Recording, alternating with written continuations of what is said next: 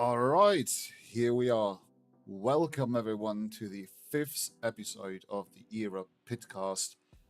I'm your host, C.Fengler, and once again, I'm joined by the voice of strategy himself, C.Wall. We're here to break down all action, all drama, and surprises that make sim racing in Era so intense. And yeah, this is where passion meets precision, and you get an inside look to all things Era. Yeah, it's been a while since we last gathered. In fact, when we did last gather, you were off playing with helicopters or something. So it's good to have you back in the hot seat as well, Mr. Fengler. Well, cheers to that. And obviously, this is going to be a special episode because we'll be looking back onto season 13 and speak of some winners. Obviously, we're going to look ahead to season 14 as we are very near to the first race. But Chris and I won't be alone for this. We also have with us D.Hoek and K.Jones, both representing Server 2. Dennis, it's nice having you back here. Good evening, thanks for having me back. And then, Good to be here. oh, it's nice having you around. Well, and then obviously the elephant in the room, K.Jones. You are very, very fresh to the community. Do you mind introducing yourself? Where you're from? How did you get onto sim racing? Yeah, as fresh as they come. I've only been driving for a couple weeks now, with the wheel coming over from just, being on controllers and everything my whole life. Actually, Pat Fortune found me in an online lobby, struggling my way through, starting from the pits. Noticed me in a GTR, said, "Nice car." And I said, "Not for long, buddy," and proceeded to wreck the crap out of it. And he's pulled me through since then, though. The community's been great. Everybody's been here to kind of like help me get over the learning curve of being brand new to sim racing. So it's been great. So is ACC the first sim that you touched on, or have there been previous racing games in the background prior to this? None that count, right? Forza doesn't count, right? I guess It does. Consensus. Yeah. It's kind of like the gateway drug. Counted. So I mean, I know racing via playing on an Xbox for my whole life, but yeah, ACC is the first sim that I've really touched, and I really haven't gone into anything else since. I think in the 2 weeks I've been driving, I've put in about 70 or 80 hours onto 3 tracks, being Kyalami, Barcelona, and now Hungaro. So. It's just pretty much sat uninstalled for the last few years. It didn't take me long to smash those times, though, that I had put down with the controller. It didn't take me long to smash those times, though, that I had put down with the controller, obviously. Looks like my internet is shitting itself again. So let us know once the quality drops too much or something. We'll try to do something about it. Right, but back to you, Jones. So you had your first race now on Thursday. How did you like it, being your first kind of like league race? Not fully, the experience going to come with Sunday, but you get the point. Well, you cut out through most of that, but I assume you're asking me about my experience in the first race or expectations of somewhat. Thursday was the first time I competed online. Other than just in pickup lobbies, and it went about as expected. I was nervous as all hell for the first race. I was literally sweating and shaking because I had no idea how it was going to go. I got through it clean, though. Not super fast, but that wasn't my goal. My goal was just to finish the race. Race 2 is real interesting. We had some interesting things happen at turn 1, and then the following laps resulted in a lot of drive-throughs, but yeah, I feel like I did as expected. I finished the race, and that's all I'm going out to do. I'm not expecting points right away or anything. So I have to ask this: how did you cope with nervousness dropping into such a enclosed community race? So, Yeah, I have a fan blowing on my hands, right? So it's going right here for the sweat because there was obviously a lot of hand sweating even with the gloves on. I wanted to keep that down. And I really just didn't do anything. I mean, I just knew I just kind of had to race, and it was just a matter of I knew I was going to be nervous in the first bit of it, but I think it was after I got wrecked in the second race is when I really kind of calmed down and was just like, all right, I'm just gonna just drive. It doesn't really matter what happens here, So that's when I just like got to where I felt like I was back on practice lap. It took about a race and a half. Well, I think it's a good first entry and a bit nicer to have those sprint races as your first driving experience with us, because you're going to be a little bit calmer come Sunday. Once again, 100%. Once again, touching on your very first point, it's something that I absolutely enjoy about the community. The people in here are super invested and they do believe in our mission of bringing new people into the sport. And it's so nice to hear that Pat Fortune drew you in, really. Yeah, he did. It didn't take much. I was on the verge of obsession anyways, but he would, direct that this way, and it's been great ever since. Yeah, it was like a blessing to find Pat in a random lobby. All right. Get that. I'd say we're gonna proceed to the review of season 13. First things first, 7 races. It has been. Just let me. I have far too many windows open to pull it up quickly. But going over the races, obviously the first race we. The first race we had was Zolder.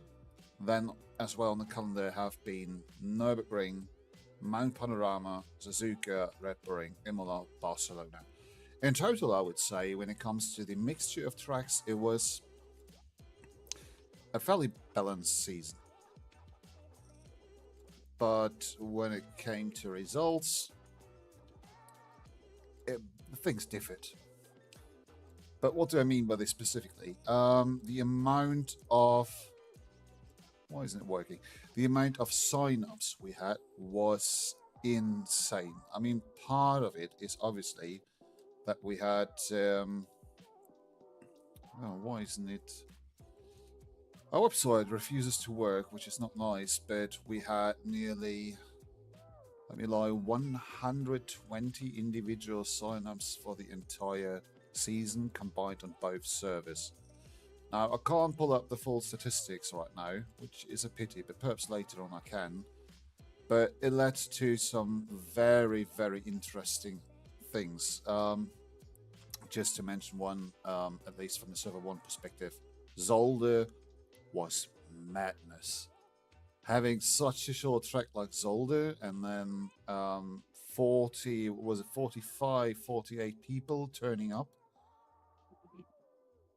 I have never sweated my life that hard in qualifying. 50 minutes, all out, no split qualifying. It felt like hell. Like, the first people were lapping those that were still coming out of the pits. Because it was Hellfagler. Oh, yes, true. but come on, we can't complain. I've both basically filed through pretty cleanly. I don't know if I was on your tail or you were on mine, but we had roughly a similar pace and quite some clean air to the front. So managing the gap wasn't a problem, but there have been so many incidents, and you were sitting there like, oh my god, if this is what I need to go through every Sunday now to get a spot on the grid, my god, this is stressful. It was fun. I mean, not gonna lie. Belgium plans hatch basically is older, isn't it? So getting track space is a bit of a premium. I think I was behind you, and I was managing the gap, and then the good old slowdown in sector 3 happened. And I just thought, if I keep about 2 seconds to Fengler, I won't get too much out of my wash. I'm not going to catch him by 2 seconds in a lap. And I think we got some good qualifying in the end, and then Teddy happened. But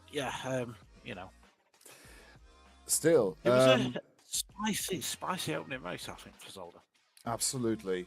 For server 1, the numbers kind of continued for the first races. We stayed around 40 drivers on average for the first 3 races, including Zolder, and then it dropped off a little bit.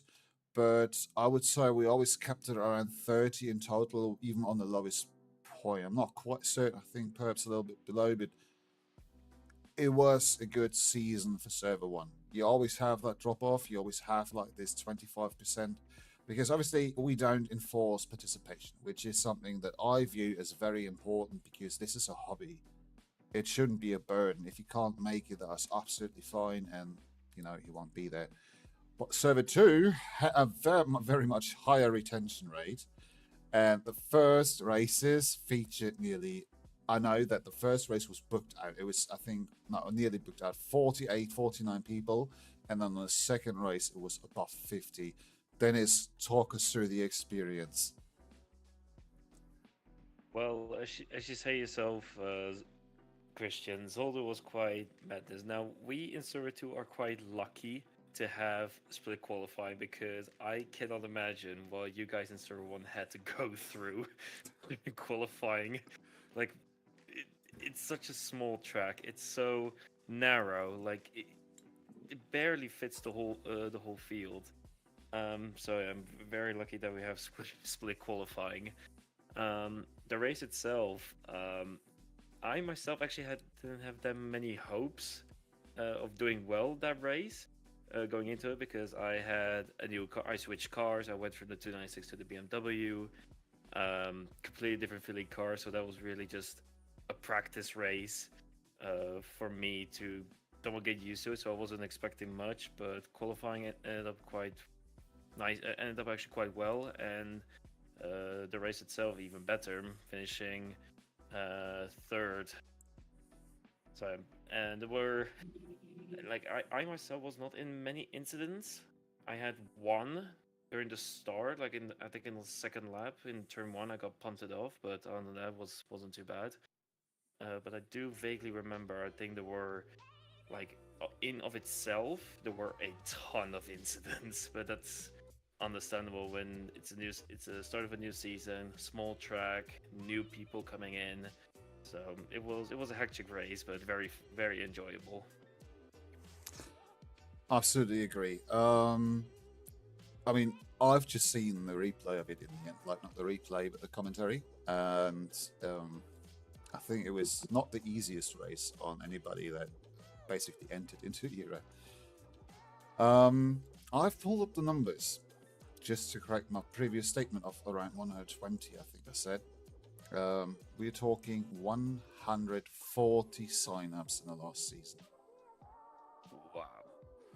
Now, congratulations. We have a flaw in there. That's every time somebody unregistered to change a car prior to the season, prior to the first race, it recalculated or it recounted him onto the total amount. So I would say probably the realistic number is around 120, but the website clearly states 140, just so the difference is explained. Right. So it's been a very busy season of important stuff, and that is who won what split and how was the performance of that very person. Was it a surprise? Did it came in as expected? And let's actually let's start with Diamond. Let's work our way down. So Chris. Hello. So, it comes as no surprise that Mr. Peterson won Diamond and added another crown to the back of his now quite busy Honda NSX. I'm not going to say it was a surprise, but after Zolder, when Lindbergh's won, there weren't questions, but it made it more difficult. So, Chris immediately knew that he probably wasn't going to have it all his own way straight away, because Lindbergh's had a really, really good sort of Zolder. So no surprise really for Chris. And yeah, I'm sure we'll talk about it later, but when it comes to season 14 and predicted winners, he's still got to be in the conversation. He's got 5 crowns now, he's going to want 6. When it comes to Platinum really got to the point at the end of the season where it was very anemic. Like there wasn't a lot of drivers racing in Platinum anymore. So, I think Spitzer won it in the end. Yeah. Again, no surprise. Spitzer's a phenomenal driver. That we all know what he can bring to the table. He knows that Lamborghini inside out. So if anyone can drag performance out of that car, it's probably going to be him. So yeah, really good, strong, consistent season for Martin. And then gold was Courier, I think.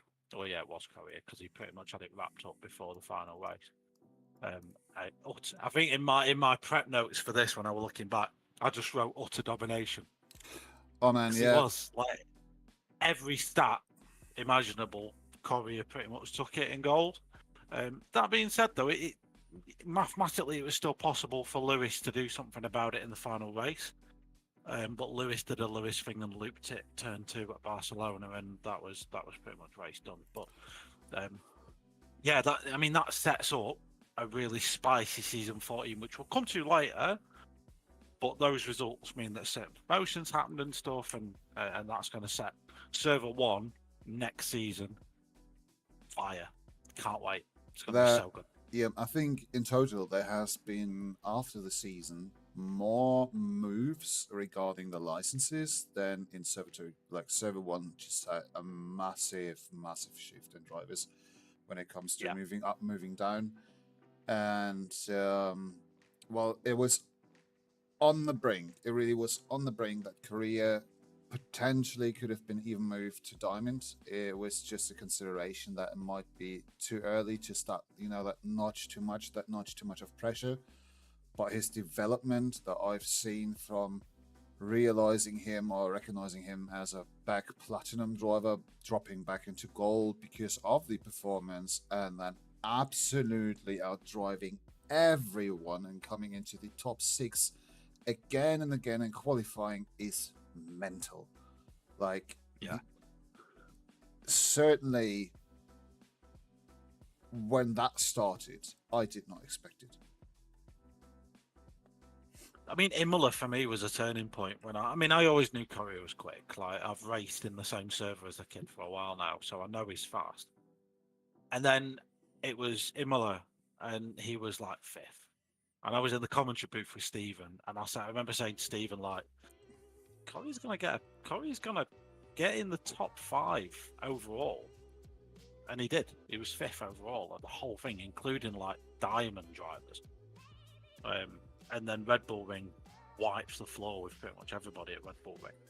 So yeah, you're right. He could very much compete in Diamond, and we'll see what it's like after a couple of races. Because as you know, we don't just stop it at the end of the season and go, no, everyone's where they're meant to be. It evolves. Yeah, but so we can move that if we need to. Yeah, but just for anybody perhaps watching this and be like, oh no, I'm not safe. You are safe. Like, we are doing this. No, you're not. Not safe. Yes, you are. We, at least I, as somebody who is hopefully something to say in this community, try to leave you not being punished for developing within a season.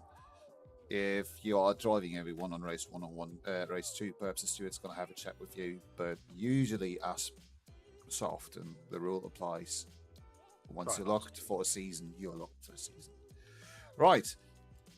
Now, let's move on, shall we? Server 2. Dennis, your turn. Oh boy, where do I begin? Well, let's go Silver. From the top to the bottom. Silver. Finishing the championship in first place was John Spriggs. I would like to say that I've seen a lot from the Silvers, but honestly, I can't say too much because I was way too focused driving my own race. But from what I've heard, there was a ton of fighting in Silver. John's with all the people who are in the top 3, which John Spriggs, Milestone, and Aaron Shergill. Is that how you pronounce his name? Yeah, it was a ton of racing, lots of ups and downs for those guys up there. and a lot of different winners, I believe. I don't think anyone specifically dominated. Please do prove me wrong. But I think it was all quite balanced, and it came to the last race, where then the champion was crowned. I want to say, but I do share your view. I try to remember, but I think every time we sat down together and talked about the standings, Silver was always very close, and until the last race, I think 3 people were in reach of taking the season win, and that's something after 6 past races. So Silver certainly was a tight fight, but in all fairness, but this is probably because you don't follow every server as close. If you're racing server 1, you're not super familiar with everyone on server 2. But John Spriggs came as a surprise for me. I think he even just joined before that season. I might be wrong, though. I could check it now and probably would embarrass myself because he's been driving for 2 seasons or something. But in terms of... I didn't recognise the name until I started seeing him. But because obviously I do the stewarding for both servers, so I get to know the server 2 drivers quite well. Usually, if I know you really well, it means you're very crashy. But yeah, Spriggs was definitely on the radar, not for being crashy, but like whenever we're looking at incidents, oh yeah, Spriggs is in the lead again, or like he's up there again, or something like that. So yeah, but I've only really got to know him this season as well. Season, so server 1 drivers stand out to you for being good, server 2 drivers stand out for being bad. Oh no, if the stewards know you're on server 1, you're still a problem. hey.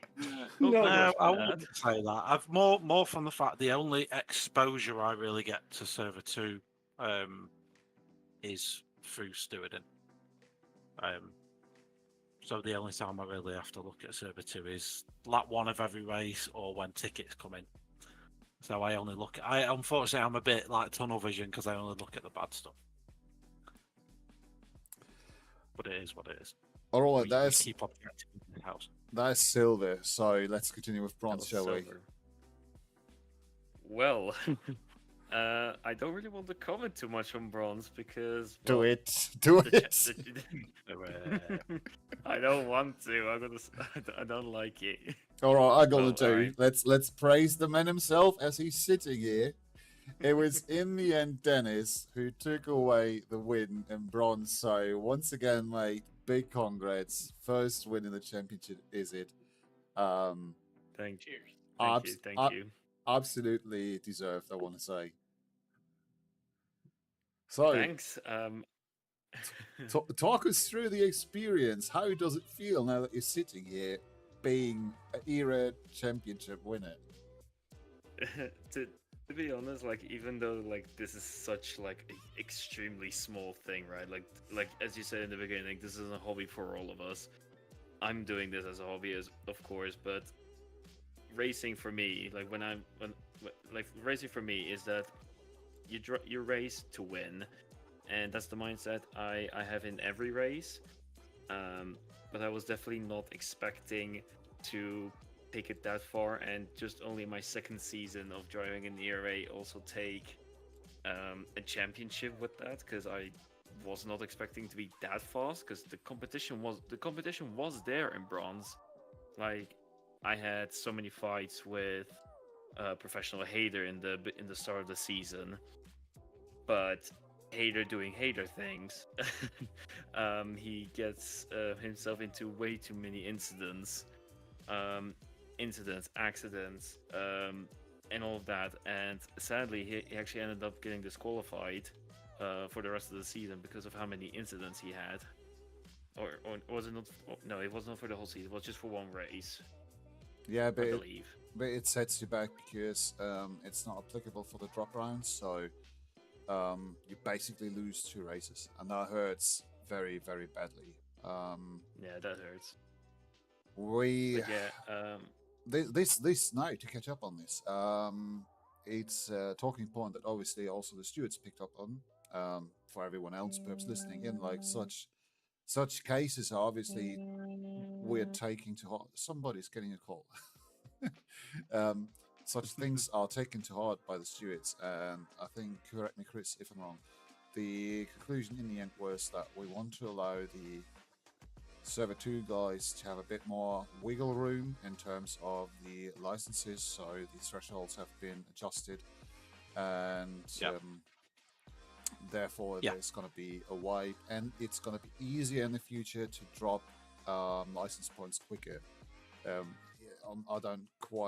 I'm not certain now, but I think it was something along the lines of the more clean races you do, the faster you drop them. Yeah, so one sort of thing that was learned, and this is all Darius, so I had nothing to do with any of this, but this was all Darius's work. He did a lot of work on this behind the scenes.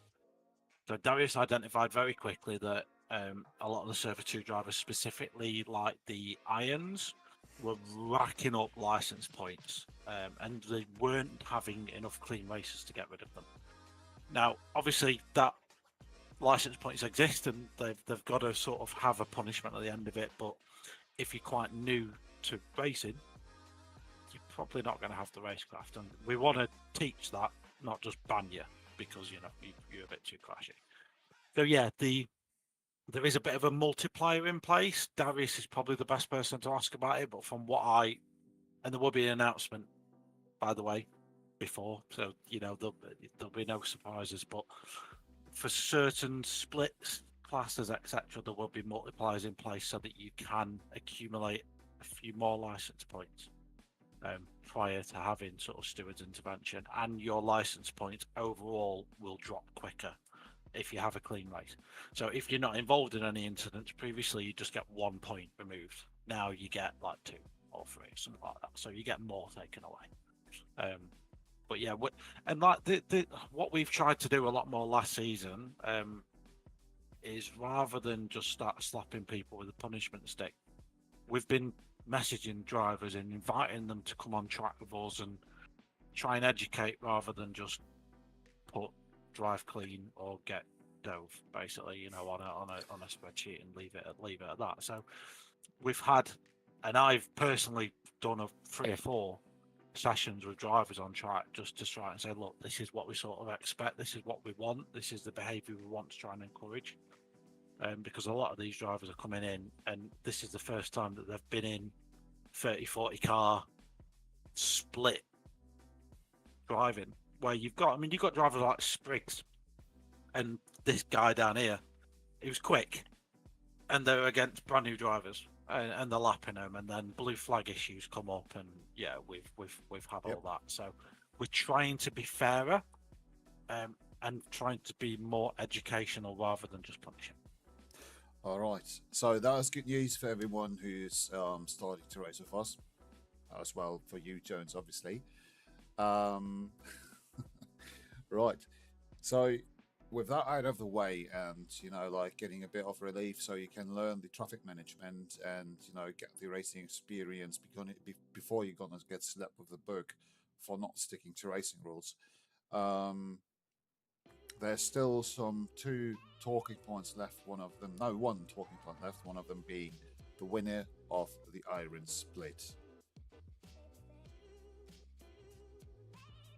And that person is Matthias Wiedemann, my Wiedemann, Schnitzelmann, yeah. My teammate in cyber racing. Matthias, he did a really good job. He wasn't as confident as he probably should have been. Pretty much throughout the whole season, I personally feel like he was doubting himself quite a bit. But Matthias did great. He did really great. Compared to last season, he really improved his game. He was a lot faster. He was clean. Didn't have any incidents, and was starting to actually fight against some against some of the bronze drivers. So Matthias really showed his pace last season, and I would say it was somewhat of a clean sweep, because I don't think, I don't think anyone really had much of a fighting chance. I mean, Sean Young, who finished P3, like he's fast. He Sean is he had a extremely shot at it. fast. He had a shot at it, but I think mathematically, it was pretty 90% set after the sixth race for Matthias. Yeah, and not just that, Sean, if I remember correctly, also got into a ton of incidents that weren't of his own fault. He got screwed over by other drivers hitting him, and then obviously dropping him down the order, getting worse points. So Sean, if it was clean for him, then he probably would have had a shot at taking the championship. But the season went how it went for him. And for Brandon Harvey, who was P2, honestly, I can't really say much. I haven't really had my eye on him this season, but he's in P2. That must mean he was either fast or he was clean. So good job to those drivers in Iron. But that's something. That's a skill that really gets, I think, far too less attention. And it's something that you really just learn through racing, and that's the self-preservation. How do I keep myself out of any accidents in front of me? Not only that I don't get involved in something directly, but just being up, starting at the rear of the field or the mid of the field, and something happens in front of you, and then not being the one to make it even worse is something that makes a lot of difference in terms of getting forward, in terms of like position-wise. And at the same time, not getting damage on the car, not needing to mitigate your pace for the tires or anything like that. Right. Now, we finally got somebody on here who we talked about a little bit earlier. We need some entrance music for the champ, though. And that is the era Diamond Champion, once again. And if I'm correct now, for the 5th time. So, welcome everyone. Chris. Not Wall. Hello. Peterson. Chris, nice having you here. Very nice actually making it. I mean, I was a bit unsure before, but cool that you're here. How does it feel to fucking run away with it again? Very good, of course. I mean, it's always a great reward, and I'm practicing a lot for ERA. So of course it feels good to win it again.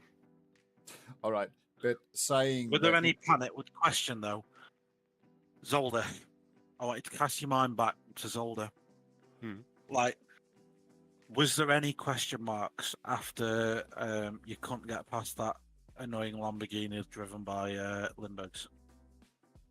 Well, with how the league works, I thought okay, success penalties will sort it out and we'll see.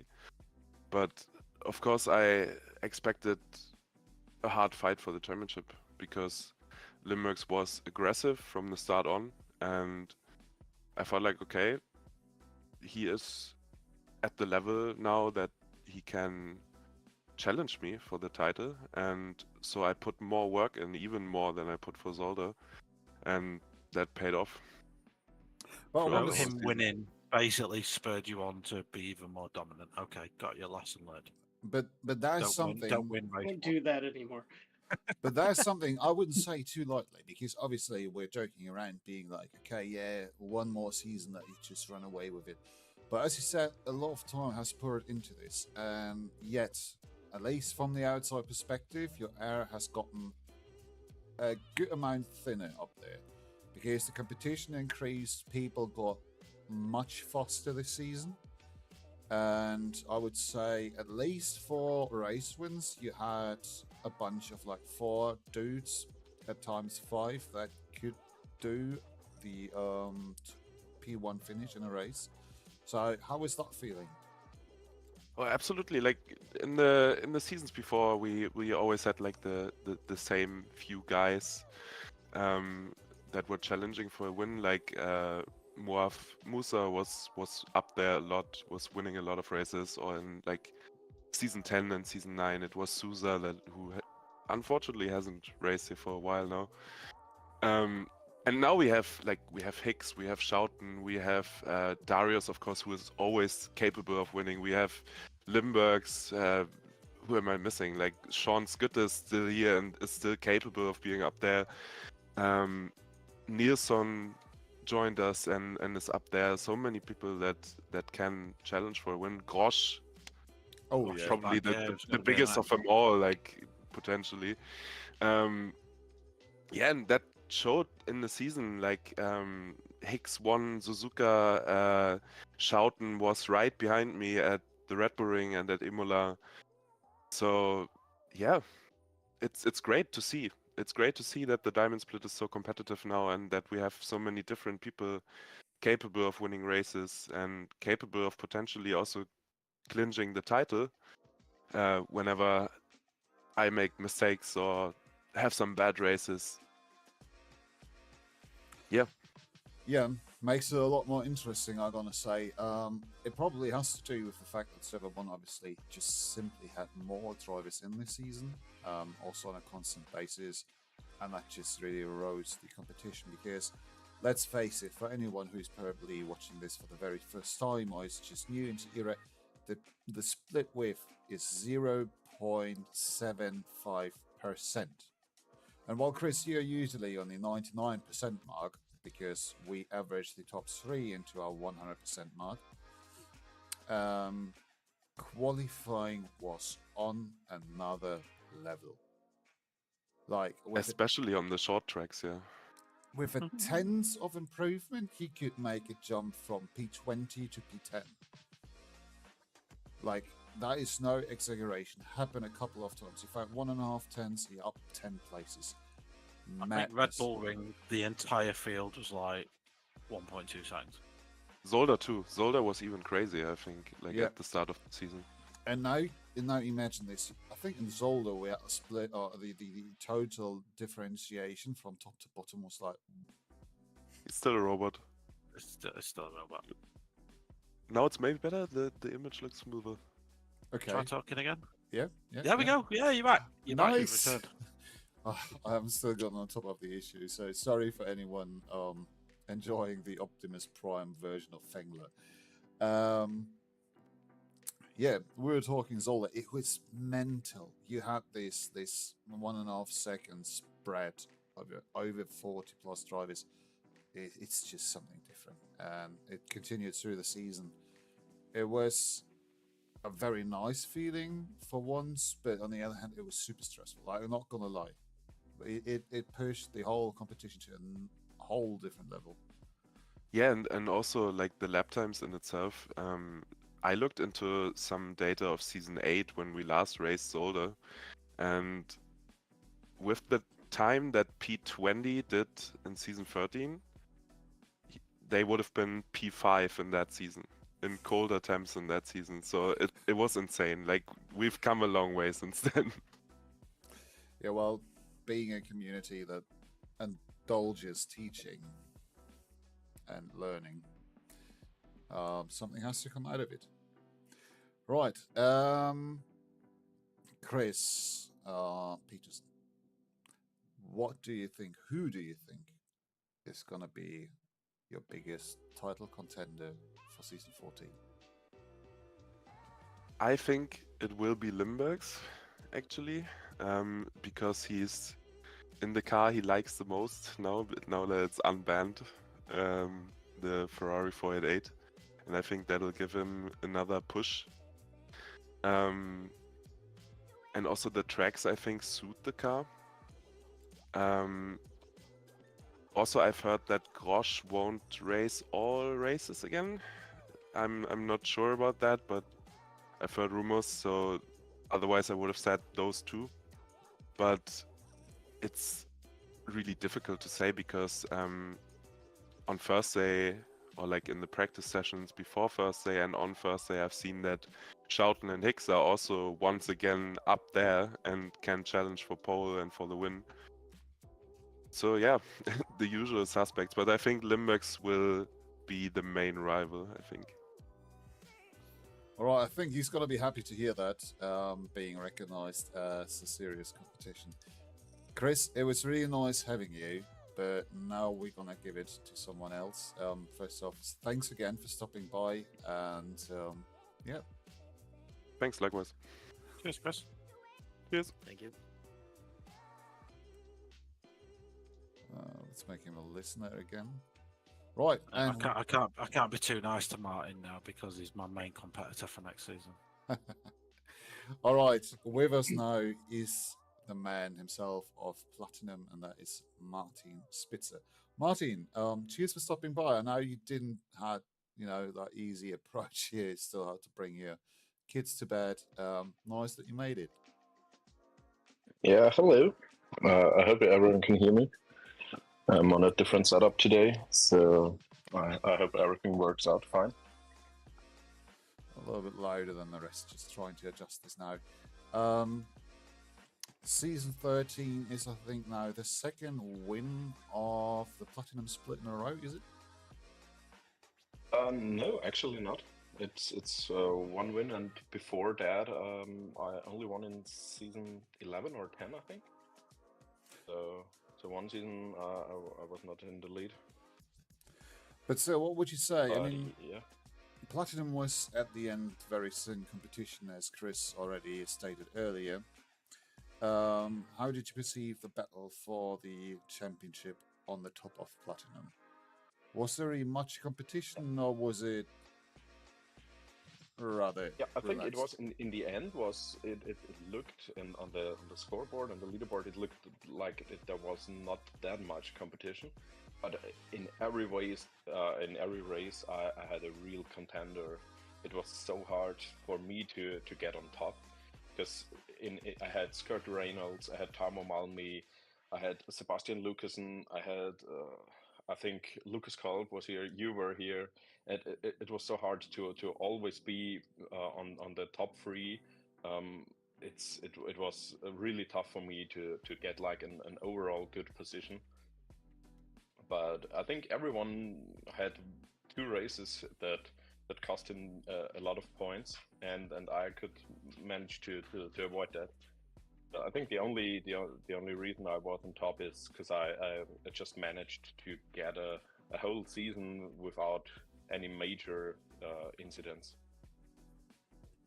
Yeah, I think that was really strong, your strongest performance I've seen so far.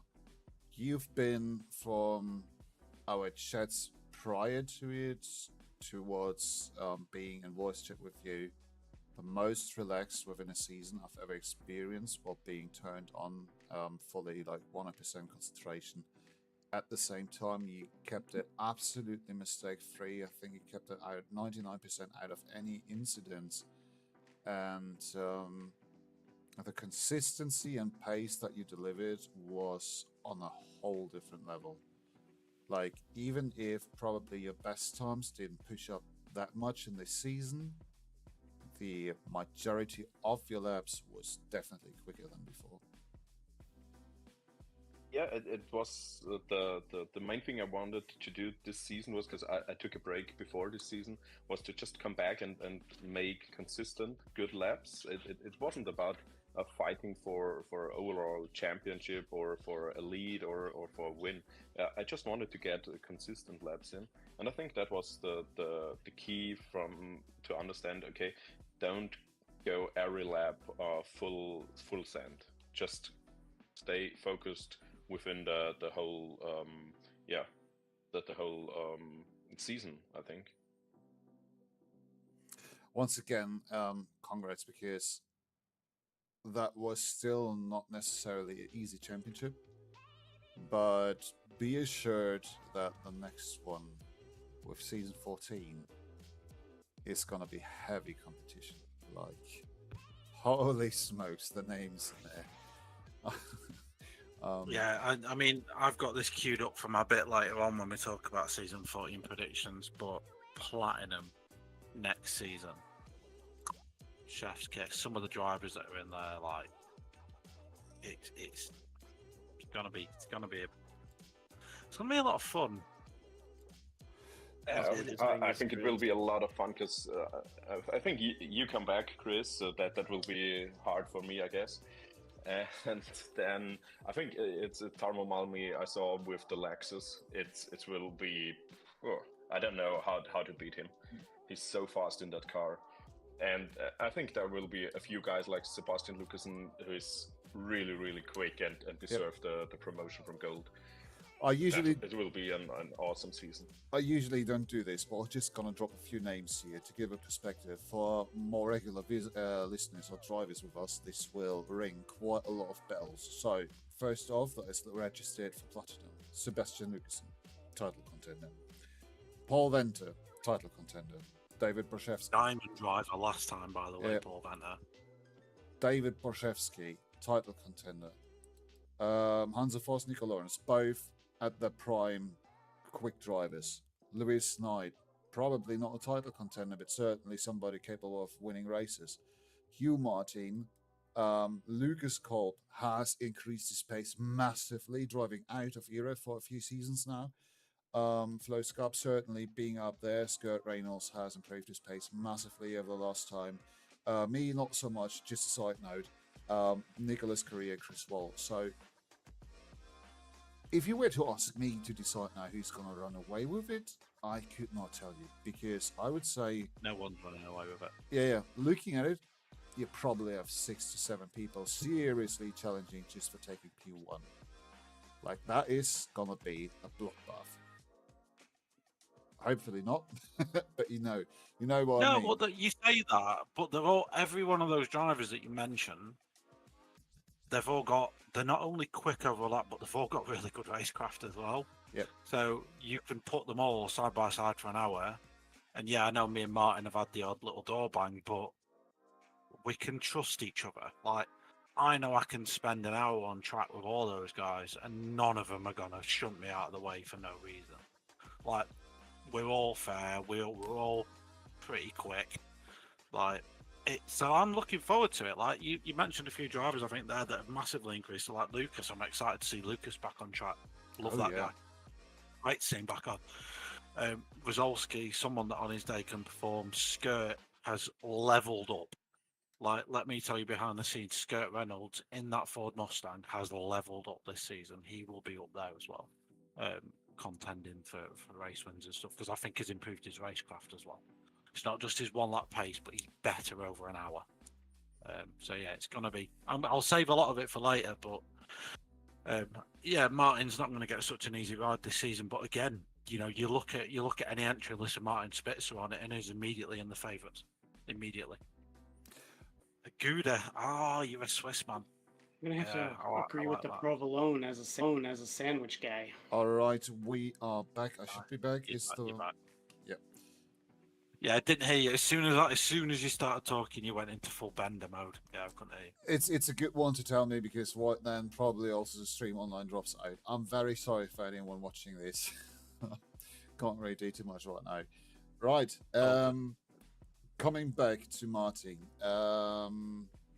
So season 13 is a wrap. Season 14, defending your title is the goal, or just taking it race by race? Yeah, I mean, I wanted to switch to another car for this season. I really tried it, but I have to stick with the Lambo, because it's the only car I can be somewhere competitive in against all these people. So I just had to stick to the Lambo, because it's the only way I can drive against you guys. So yeah, of course, if you win the championship, you have to go for the title again. It will be so hard. It will be like you said, 6 to 7 people fighting for P1 in quali, and then you're immediately down to like 8 points in the championship, and that will cost you so much points if you lose one round. So you have to be there all the time, and you have to be consistent. And I think that's the main goal again for this season. It helped me a lot in the last, so why not do the same for the next one? Well, I'm gonna be honest, success penalty is gonna hit different this time with such a close and battling field. Right, Martin, once again, cheers so much for stopping by. Really nice having you. I hope you're going to enjoy your evening. Perhaps give it a bit more of a listen. And yeah, see you soon on track. Yeah, I think I'll grab a nice beer and watch you or hear you. Bye, guys. Thank you. Cheers, mate. Bye, mate. Right. To close the whole topic off of season 13, and then we move on because Jones has been silent for far too long. It wasn't here. All right. He's just here. He's just enjoying himself. All right. So we've asked the community a bunch of questions, and how are we going to go about this is I'm going to ask you for your pick upon the question, and then we're going to compare what the community said. You have to guess what the majority of the drivers thought. Right, so starting right in, the first question was, what track turned out to be your best race in season 13? Let's start with Chris. My best track. Well, Or what was the most popular?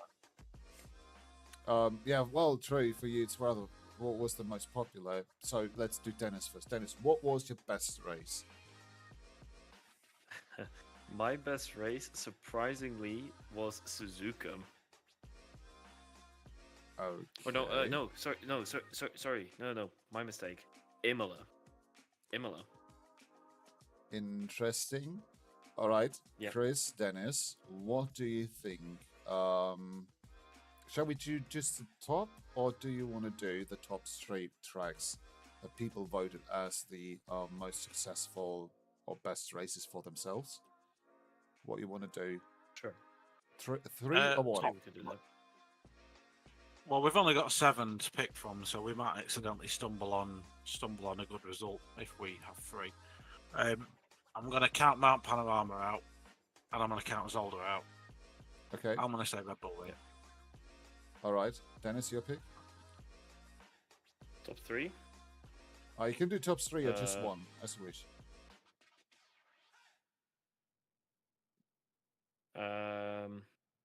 Best for everyone. I'm gonna say probably Red Bull Ring, because a lot of people wanted that track. Nailed it. Like, I absolutely disguise it because it can be quite horrendous to race there, but it once again produced so much good racing, and this is what the community also decided. 30% of all votes went for Red Bull Ring as the best race on the calendar. The second most voted with 25% is Imola. This is why I was giving you quite the eye when you said that Imola was the one that was my personal best. And with 15%, Barcelona, interestingly, was the third pick. And for those who don't know, Barcelona was the mixed race, as we always close off the season with a 90-minute mixed race. And I think Server 2 was okayish, like rain, dry rain, something of that kind. If my mind serves me right, I think we started on dries, but there was wet, but the rain was coming quite early in the race, or is the opposite? I don't exactly remember. But after the weather changed, it was fairly stable. Server 1, like, and before anybody goes off like, oh yeah, but it was server 1, they have to deal with it. No, we don't have an influence. We can just set the parameters, but the RNG out of it, we can't influence. Right, so, and server 1 got the most mad weather ever. Like, it was 20 minutes switch on, switch off with rain. Like, the track was not quite fully drying up. It was probably going to greasy, on the brink of going to green, and at that very time it started raining again. Holy smokes, like, you could literally only pick the wrong strategy. A lot of people, though, did not. And I know for a fact that the people who sat in the voice chat in our Discord were throwing in together their thoughts. And, you know, this swarm of minds in the end created something that was seemingly a working strategy.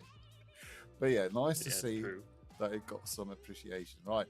Now, to the next question. I obviously didn't pick like what was the worst race, because I could easily make a guess for that. But what race in season 13 was the most challenging? Dennis, For me personal or for the community? for you.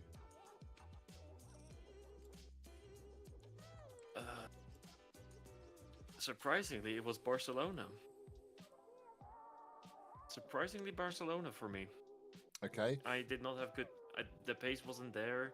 Like I didn't have a good race on Red Bull Ring either. But from my perspective, Barcelona was worse. Me. All right. And now, what would you say has the community chosen? The race that I didn't race, Panorama. Okay, Chris, what would you say has the community voted for the Mount Panorama. All right. And you're quite on with that, obviously. The moment you put Mount Panorama on the calendar. Are you forgetting to ask? Are you forgetting to ask Jones? He's here too. All right. Yeah, I mean, he didn't race, but yeah, good one. Gonna do so. Panorama was the obvious pick there, guys. So we didn't need it. But now, here comes the interesting part. 5 out of the 7 tracks got the same amount of votes. Like, Wait, what? yeah, you've For got worst? so 35%. For worst? No, not for worst, but for most challenging. So 35% of people voted Mount Panorama, and then with 15% we have Nürburgring, we have Zolder, we have Barcelona, and we've got Red Bull Ring. And the only thing that was not voted massively is Azuka, which is interesting because favorite. Azuka is challenging. Yeah, people love It's Suzuki. very interesting. It's got a special place in people's hearts. Though. I'm gonna make a bold assumption here.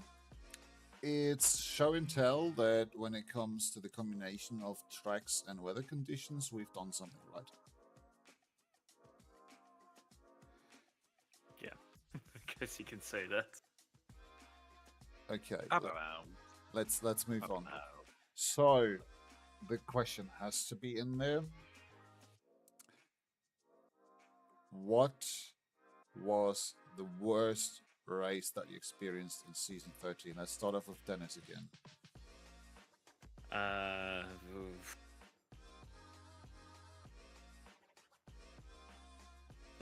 Red Bull Ring for Right, me. Because Okay, I didn't attend the mountain, so it has to be Red Bull Ring. okay, and what we say the majority of the community said. I'm I'm gonna going- I'm- say the same as well. I'm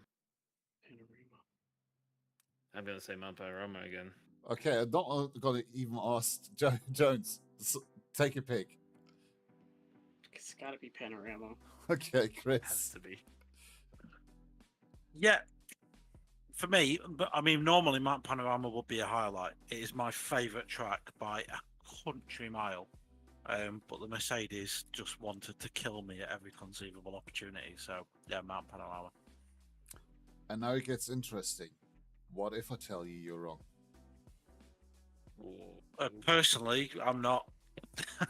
But as a community, yeah, Is as a it community, Nürburgring? they'd probably pick something different.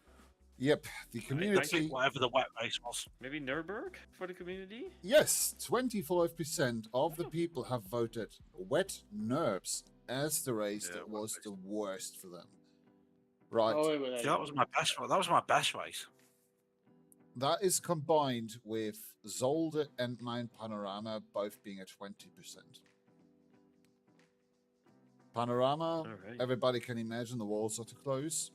Zolder is understandable because it was some of the highest attendance, and that combined on a short track with such a high attendance as a season opener is a highly risky combination because you might not know everyone that is on track, don't have quite the trust there, and obviously then incidents are far more likely to happen. I think Zolder was quite something in terms of it was the time that we broke the ticket system. Like, we had so many reports in that the bot Yep. was telling us, like, we're not taking tickets anymore. I'm out of here. I'll stop working right here. We're Yeah, like, so we didn't know the bot had a limit. We'd Yeah. never got near it. So normally after a race weekend, it's a bad one if we get 10 tickets. if we get 10 tickets out of a race weekend, the stewarding team are all like, oh, for God's sake, we're going to be busy tomorrow. Because normally we do like that one's on a Sunday night, and then Monday night is all the tickets and everything else.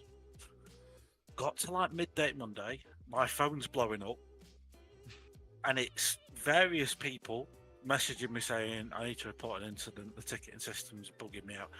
And apparently there's a limit, the ticketing system will only accept 50. So we'd had 50, and people were trying to put more in, and it was broken. What? So we had to use the clarification bot, and that had another like 15 in it. So yeah, and I'll speak on behalf of the entire stewarding team, and there's like 9 of us. We were all in that meeting on Monday night, and I think by the end of it, we were fried. We were just out at the end of it going, can this finish now? And I think we ended up having like a mop, me and Lewis, and maybe a couple of others had like a mop-up meeting on like Wednesday, just to be sure, because there was that much crap after the end of Zolder. All right. Now, high respect. Now comes something that dips deeper into the psyche of the drivers, and that question was, what was the strongest car in season 30? Jones, that is a hard one for you,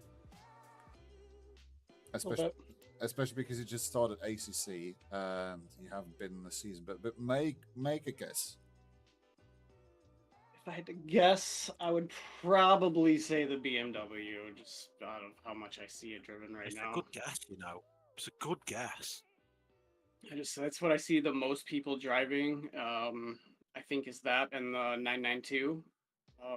At least in what's going on right now for Server 2 signups for the new season. Mm-hmm. So I would just have to guess that's probably, people's most favorite. It would be one of those two. Chris, what was your pick? Like, that's very educated. Now, Chris, what would you say? What car? The strongest car. Like, the one that was perceived the best pick for the season. 296. 296, okay. Dennis. As much as I also want to say Beamer, just because of how many there were, and it pretty much dominated the manufacturer's standing, I actually want to say Porsche, because that is still a very fast car if you know how to use it properly. There's a big if there, though, isn't there? Yeah, big if. And it's very track dependent, the Porsche. It's probably pretty good at Zolder, but you put it on Mount Panorama and it just wants to die all the time. Yeah, I'd say Ferrari, because I personally whinge at everyone that I see drive a 296. Sorry. All right. What? No. It's not that or the Mustang for me. Something a little more forgiving. Before we jump into the answer, I wanted to pull up the information of the manufacturer standings, if I can still access them. I'm not too sure if I can though. I think like BMW scored like over 600 points with the closest other manufacturer was Ferrari, I think. Where like BMW it's not even close. It's fantastic all rounder. Like, it's not the best anywhere, but it's very good everywhere. And it doesn't really have many weaknesses. Like, it's got fantastic brakes. Like, it's very stable. It's decent in the wet. It's predictable when the grip loses off. Okay. Whereas, like, so some cars, So I'm gonna base this now off server 1, because I think the mixture in there was a bit bigger than in server 2. And when it comes to server 1, the car with the most points that won the manufacturer standings is the Lamborghini. Because there was like 6 of you. Yeah, but I wouldn't say that this was like, because there were 6, this obviously helped, but I want to say that generally speaking, the car was not the best pick for the season. Then comes the Nissan on P2 and the McLaren on P3, followed by Honda, Merc, Aston, Ford, BMW. So Ford being something that I probably would pick, being one of the strong picks for season 13. Being 7, BMW 8, Porsche 9, and the Ferrari, my dear Chris, is 11. It's the last finisher. Now, with that in mind, with that in mind, let's dive into the answers. And the one who's right is Jones. The BMW is voted the strongest car for season 13. It's because you asked the season 2 drivers as well, and if you look at season 2, it's just like not even close. Yeah. I mean, server 2. Yeah, it's what is it? It's like 700 to 200. It's Then combine that with the Ford Mustang, and you have the vote for basically 65% of all votes went to those two cars. They're very close together. So these were the strong picks. Right. We also got some few highlights, sadly without names because I'm stupid and I didn't ask them. But I'm just going to read out a few if we are. Well, just going to take the time. My God, why not? So we got 12 answers asking for the personal highlights that people experienced in season 13. One being, with an MLR surprising fact that everyone else had penalties around me and got the pole position in class. The race was pace management the whole time without pressure of other class. The fact that my pace was enough in class surprised me the whole season. And that sounds like you, Dennis. That is not me. My personal highlight was a lot longer. But Okay. it was also Imola. Right, then the next one is RBR last lap with Jar. So that was server 2, making an epic dive bomb between me and another car. Then the chase begins to retake the class lead for the win. Absolutely love it. Like this feeling when you carry a fight to the line. Being under pressure in those last 10 minutes, that is mental. Another one is my personal highlight is personal story highlight of season 13 would have to be when I got first not only in gold but also in plat and top 5 overall. Like, to me that was insane, and it showed me that I really could make it to diamond. Yep, that must have been Korea, I want to say. Another one, and that's a good one. Like, it's a short one, but it's a very good one. Anytime I could almost match Peterson's race pace. Yeah, certainly. The moment you do that, you're very happy. Another one is, it was nice seeing my progressions throughout the season. It was my first time in a league. I started from moderately quick in bronze and crashing every race at the beginning of the season to being able to do several pole and podium in a row middle end of the season. Finally, I was able to get a perfect day at the last race, getting pole, win, and fastest lap. That is a success story if I ever read one. That sounds like Oral Jaw, I believe. Oral Jaw, you're in the Discord chat, is that right? Yep, it is him. Nice, congrats, man. Very nice seeing that progression. So the next one is winning Zolder, overtaking a Mustang and Bathurst in a Lambo. Yeah, that's a good one because how did you manage that? I have no clue. It's really one of those stories where you're like, the Lamborghini is a good trade-off car. Like, it's not excelling in anything, but if it's bad at anything, that is top speed. And if you're then overtaking anyone on Bathurst, let alone the Ford Mustang, which probably has the highest top speed currently, it's the best, probably the best straight line car there is. That is crazy. Right. Also, we have the overall racing, clean and tight battles, even for us that are not among the fastest ones. Ended up P6, and the championship was a lot better than I hoped for when I started signing up. Era has given me the smile back after some rough personal time in my life. probably the biggest compliment you could get. It's really nice when you can entertain people. Yeah. Right. Next, shout out to you, like whoever wrote this. Just happy. Like this is literally what we're here for. Another story was I went to race. I went into the season with absolutely no title aspiration, yet I won. Iron. Okay, there's my tease. I never was the fastest driver, never was on pole, but stayed out of most accidents and just had some luck, I guess. This shows once again that purely focusing on laps does not bring you the win, but being consistent and staying out of trouble often is the way. It's way more important. Yep, nailed it. Absolutely nailed it. The next one is in the third race of the season. We all went to Australia, where I have always been just killed or had another unfortunate things happen. Showing up and putting the car on 7th place for qualifying, then driving to a P6, then overtaking Musa for P5 just before the last corner on that last lap. Plus, it was my first gold win, class win. Absolute banger race. That should be Korea. I'm not certain. Sounds like Korea. Yeah.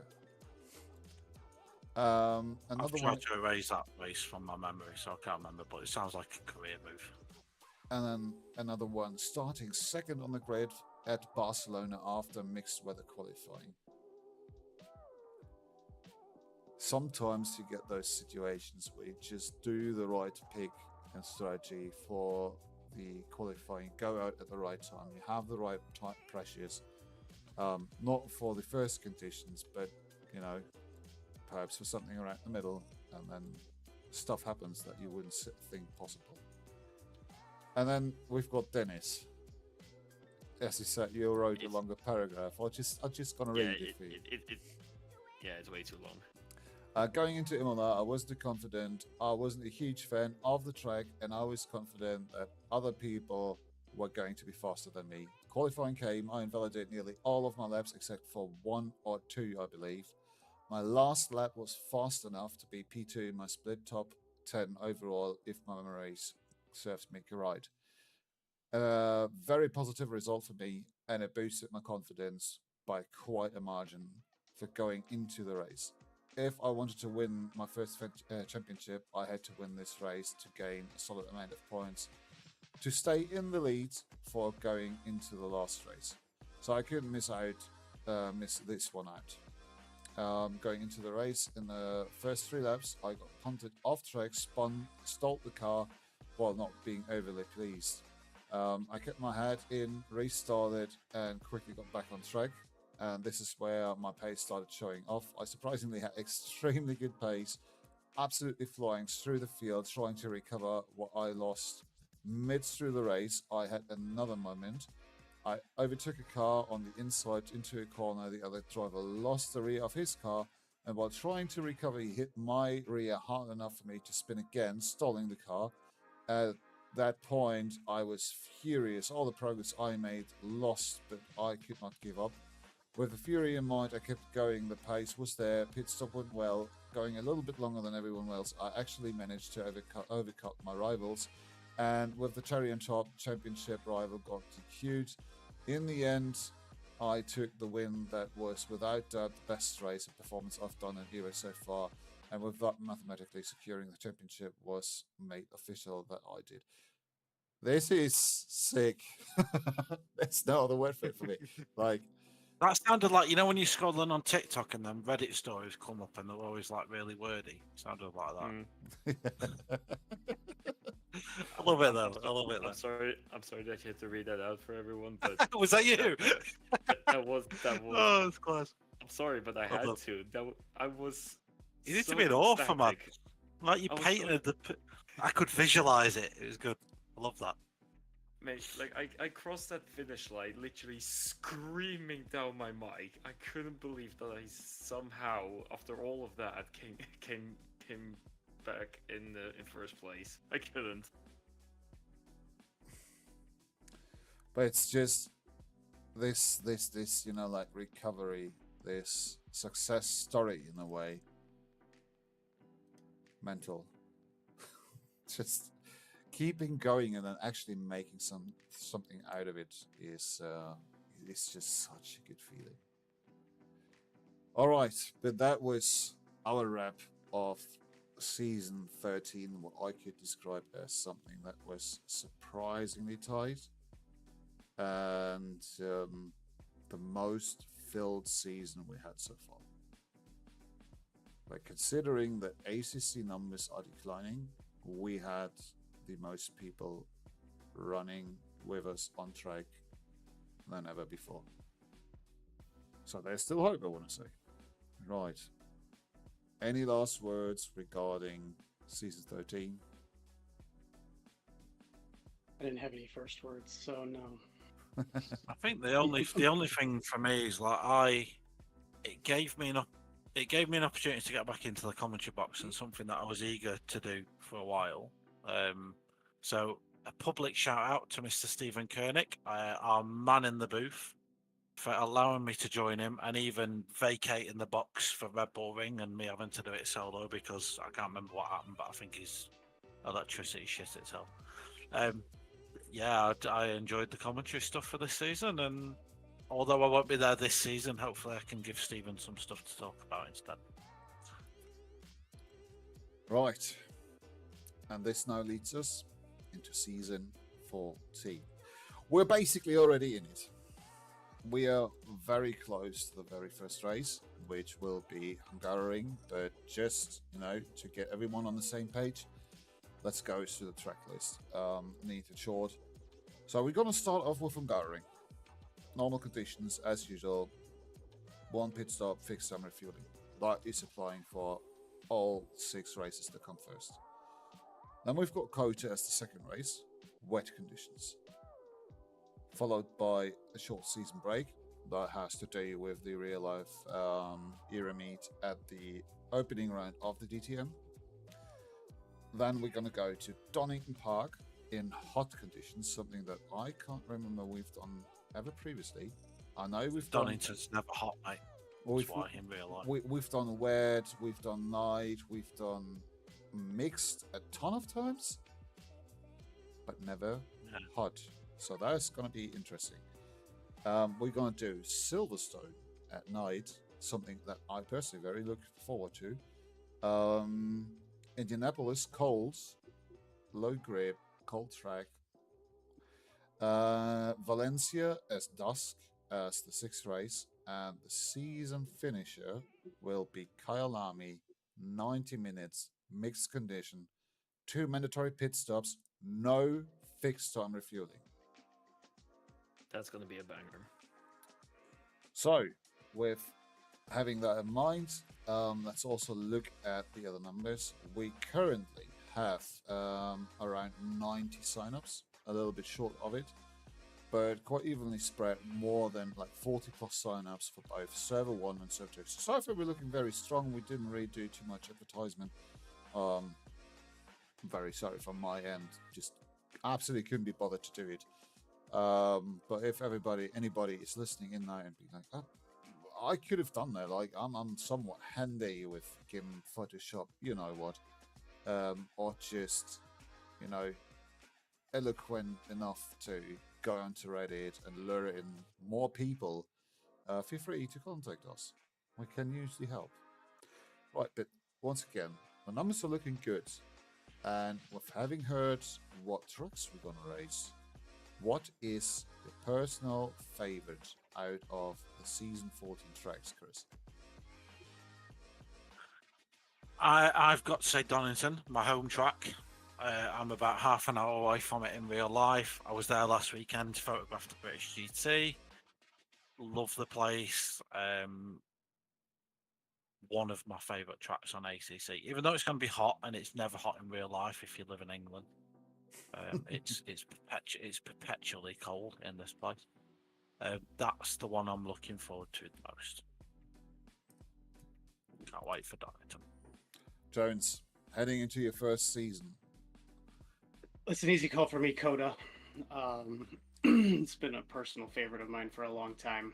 Have you ever Have you ever driven Kota in the track limits? In the track limits, no. No, I haven't. I haven't driven it yet. Honestly, I just haven't had time to branch out outside of licensed servers and Hungaro. But it's the track that I have the most experience on, minus maybe Silverstone or like old school Fuji or something. Maybe I know it the best, and it's the only track in America I've actually ever physically been to. Like I don't live in Texas, but we'll call it my home race because it's the only one that I've been to myself. But I'm gonna say, like, Kota is a hard track to really get right in the terms of it is. using all the track available, having those track limits there that are at times feel so fucking random. Yeah, I made a point to learn it. I lived in Austin nearby the track for a long time, so it was kind of like this is cool because of that type of thing, and I drove the shit out of that track, man. Well, perhaps it's going to come in very helpful, but what I can say the least is this might be his flaw with track limits, but the racing that usually goes down there is phenomenal because it's one of those tracks that has sections that require one certain line, and then you've got sections that just really allow door-to-door racing. You've got a bunch of hard braking zones that are very good overtaking possibilities. The track has it all. Good markers and stuff. It's not that bad to drive, really. Yeah, we did it at night the season before last, didn't we? It was the night race. Am I right in thinking it was the night race? Yeah, it was. That's going to be interesting. Wet should be fun. I don't know if I've ever driven it wet before. Makes it super interesting, really. Even harder to spot when you go out of track limits, basically. Mm-hmm. I like Kota though. I do like it. It's not my least favorite track on the calendar. Yeah, I want to say two American races on the calendar. Huh? Yeah, nothing wrong with that. Kota is always a bit of a hate-love relationship where the love might just barely overshadow the hate, because you swear so much in training, but come race day, usually it was quite enjoyable. I think a wet Kota will have more grip than a cold Indy. Yes, certainly. Yeah. like yes, it will. Indy's horrible for grip. Anyway, even in like hot conditions, and you have it at like what we're gonna have like an ambient of 12 or something like that at Indianapolis. It's gonna be horrible. You're gonna tear tires to shreds just because you're sliding all the time. Yeah, grinding is gonna be a problem. Right, Dennis, what would be your favorite pick out of the track list for season 14? I have two. I can't pick one, unfortunately. I'm gonna say for me, gonna be Silverstone and Kyalami. I do understand. Two tracks that I absolutely love. Silverstone in the night is gonna be spicy, and Kyalami as the season finisher. Mixed conditions. Oh, I can only imagine that is going to be so good. It's gonna be a challenge. One that a lot of people might underestimate. Who doesn't love a challenge? Looking at it, I'm gonna go with something that people will absolutely hate me for, but I'm a sucker for Indy. I'm absolutely. None of you said Valencia. No, because it's that question is just coming up, but it's a fucking shit track. Keep it out of the calendar already. Skill issue. No. Valencia's great. Can't shit on Valencia. A lot of people saying the same about Hungaro, to be honest. The thing, you see, Hungarian at least doesn't pretend that you can overtake. This is something that Valencia does horrendously. It invites people to fucking dive at points, but they just should not, because you're coming to the apex. And Valencia has... I don't know what you mean from that. Oh yeah, because you're usually one of those driving. No, it's horrendous when you're being chased and vice versa, because you might misjudge situations too easily, and the same goes for the person behind you. And that just makes the track dangerous. Like, don't get me wrong, the flow of it is something to enjoy, and it's something that you really enjoy in qualifying as much as in training. because getting it right feels rewarding, but it doesn't feel too rewarding when somebody is being like, oh, there's a gap, oh, there's a gap, oh, there's a gap, because this track is just fucking braking zones, hard braking zones all over the place. And people are like, I'm gonna dive, I'm gonna dive, I'm gonna dive. No, fuck off, you won't. But usually you're already sideways at that point. Right, that was enough of a rant. But yeah, no, seriously, I'm very much looking forward to Indianapolis, though. Right, I'm not gonna make it as interesting as previously. The community has chosen, and the two tracks that have been the favorite, you would probably not guess. One of them, yes, Kyalami. Like it's a community favorite. No. Yep. But the other one is Hungaroring. What? Yes, it's 30 to 30%. On P3 Everyone's would be mental. on P3 would be Silverstone, something that I can absolutely share. Like Silverstone is enjoyable. I'm only shitting on Hungaroring because I'm slow there. Oh, That's the only reason. Otherwise, it'd be great. You know, I'd love the place, but I'm terrible at Hungaroring, so I'm shitting on it at every conceivable opportunity I get. Oh yeah. Well, that leaves us with the other question, and that is, what race are you looking for the least in season 14? And Chris, let's start with you because you basically already mentioned it. Yeah, Hungaroring. I mean, you've mentioned the main reason, which is you can't really overtake there.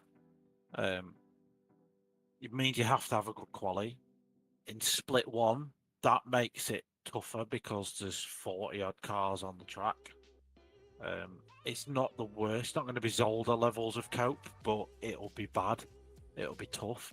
Like you will have to put your work in quali because you're not going to be able to get them moves done in the race. Because once you're behind a car in the race, you've copped it basically.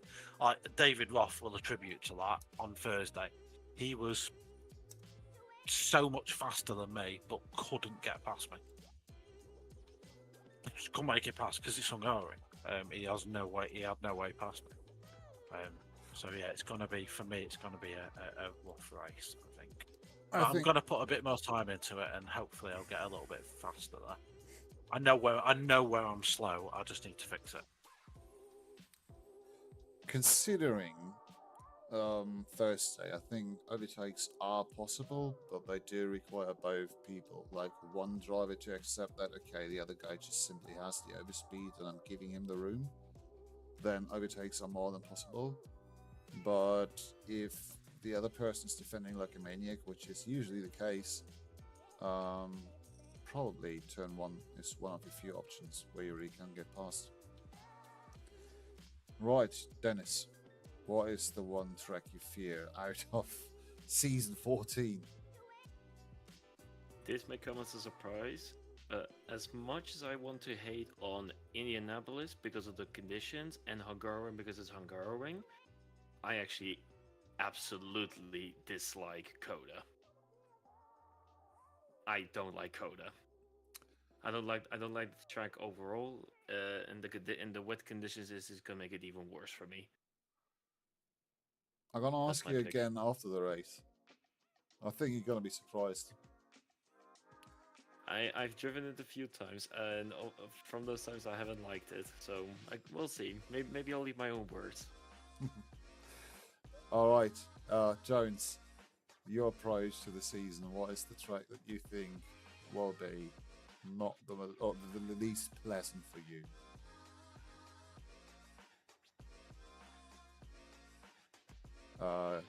Is he cutting out? Got No, it. he's Sorry. muted. Probably two different ones for two different reasons. Valencia, just because I have the least track knowledge there, and it's just a tough course or a tough track. But I think, surprisingly, the Donington Hot is going to be, from a strategy standpoint, a little bit difficult, just because I have no idea about that. So. That should be interesting as well, but definitely Valencia, because I mean it's really the only track out of this whole season that I just really we should not comfortable with. Talking about this, we should probably really implement a fixed lesson at the end of the season, like after race 6, that helps or talks about mixed weather strategies and how do you rig weather, how do you set up your car, what do you prioritize, what are certain ways to approach the race, just to take a bit of the pressure out for the new ones in terms of learning curve. It's a good call, really. Yeah, like we were saying before, you guys haven't done a hot race. I think it's probably the least done weather variation as far as I've seen. You've raced plenty of wet races and stuff on doing all this stuff and in other sims and everything, and it's the cold is there, but it's like hardly ever racing super hot temperatures. It's all about not only tire management during a stint, but how you introduce the tires into a stint as well.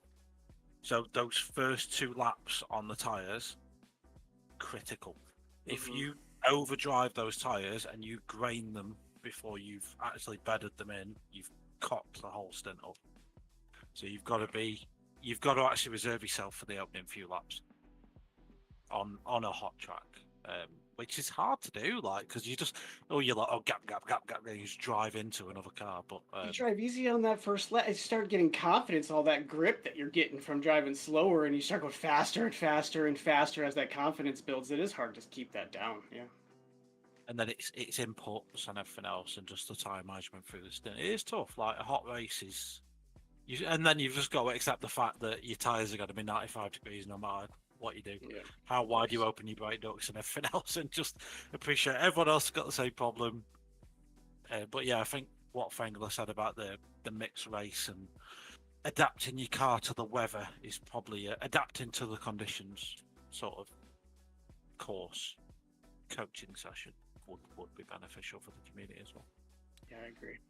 Now, I have already given away my personal stance on this. I really don't like Valencia. I explained in detail already why. But the community has done their pick, and the community has clearly a track that they despise, and that's Kota.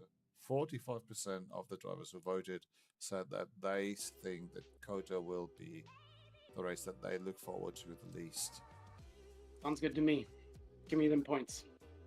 At the same time, we have 2 tracks that haven't been voted, that they're not looking forward to it at all.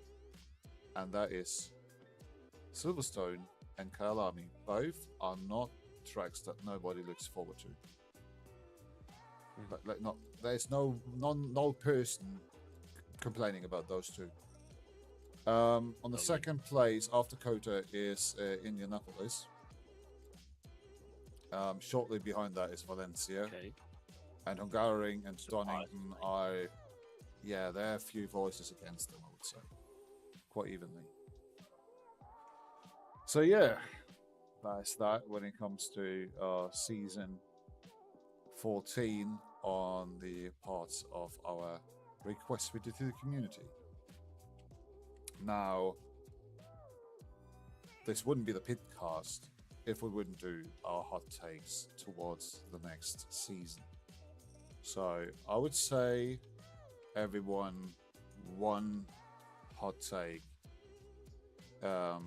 What is going to happen? A driver that is going to outperform somebody that is certainly going to do something else. Like that kind of stuff. But make it something that is outrageous or just not expected. Chris, you're already rubbing hands. You've got some... No, this is my favourite bit. Okay. Just to see just to hear some of the absolute wild shit that people come out with is just so fun to me.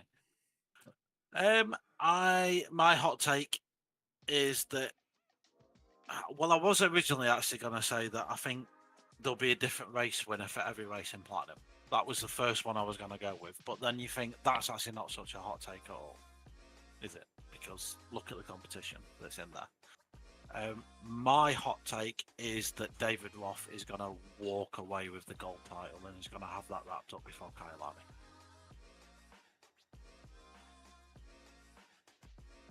That's what I'm going to say.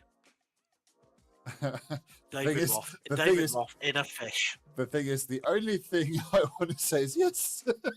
That's quite likely. I've seen him on track, and God knows he's faster than I am, and I'm still considered platinum for whatever reason. Yeah, but I mean, this is to caveat that he's put a lot of time into Hungaroring, so we can't look at his Hungaroring pace too closely. The guy's due some luck because he picked the Mercedes just as it got bugs, basically. And then the next season, he just kept getting crashed into. He was like a magnet for accidents. I think he's cashing in all his chips now. He's got his confidence. He's feeling good in the car. He was behind me for 20 minutes at Hungaroring. And like, he was there. It was that was the distance between our cars the entire time. And I was in a Mustang. So like, yeah. He's quick at Hungaroring, but I think there's 2 American tracks on the calendar as well, and he's an American, so that goes for him. I think the only track he will struggle with is a hot Donington. I think the rest of him will wipe the floor with people. And that's saying something because there's Finley Gamble in there. Finley Gamble's quick, and I think he's going to be in a 296. You've got Power. He's in a Lambo. I mean, the Lambo's a decent no. Miles is gold this season. Miles is gold. Very good shout. He's done a stunt pass on teammate. He's fast. Paro just switched, by the way. Paro actually went into the Aston. Did he? Okay. Even worse then, because the Aston is better in my opinion than the Lamborghini. Sad it manages its tyres. Sad to say this, but yes. And you can tell on his times. You've got who else have you got in there? Flynn. Flynn was unlucky last season to not be better in gold. It was if there was anyone other than Korea, it would have been a 2-way fight between Lewis Knight and Flynn for that title. So he's up there as well. And then don't forget, John Spriggs is up as well. Weirdly enough, in a Honda, I saw on the entry list, which was a weird shout. But I think David Roth, though, even against all them, like, I back him. I think he's got what it takes to do business, and he's got the Server 1 experience as well. Like he knows what it's. Server 1 is a different beast. It takes a different attitude to drive Server 1 because it's sweatier. We're just a lot more I want to say try hard. That's the wrong word, but it's a lot invested. More Invested. Yeah. People do take it serious. We we don't have as many crashes, but when we do, we do it big. Yeah. we do a big one. Dennis, what is your hot take on this season? You're muted. The moment his face goes. Oh. Are you back now?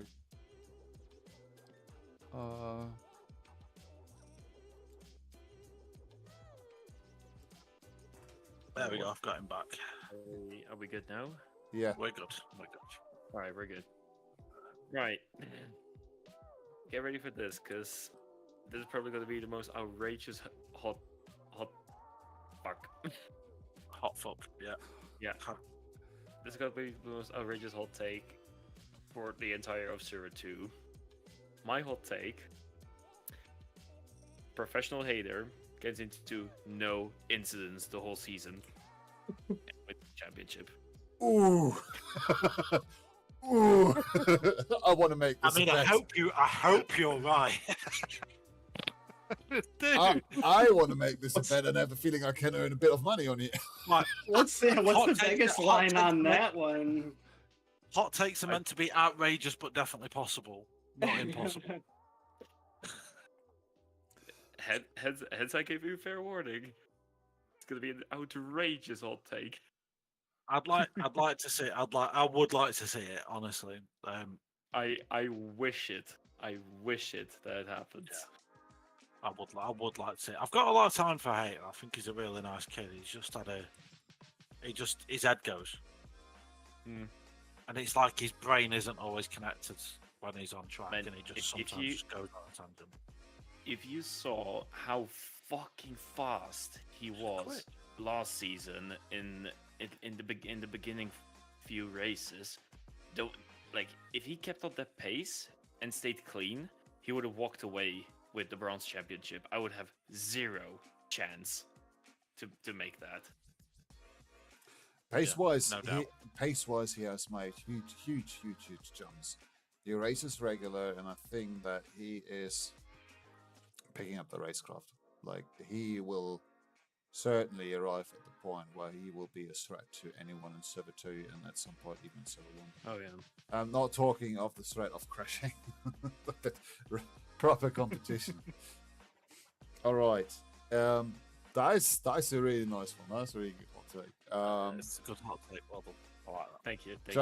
Jones, what is your approach to this? What would you say is the hot take for season 14?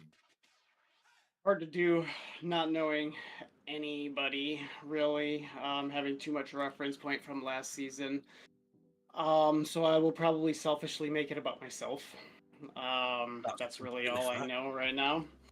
And I will say, we'll make it spicy hot that before the end of this season, I have the pace to put an iron win on the board. Hell yeah, brother. That's good. I feel like I'm trending in the right direction to make that a possibility by the end of the season. So I'll make that my hot take.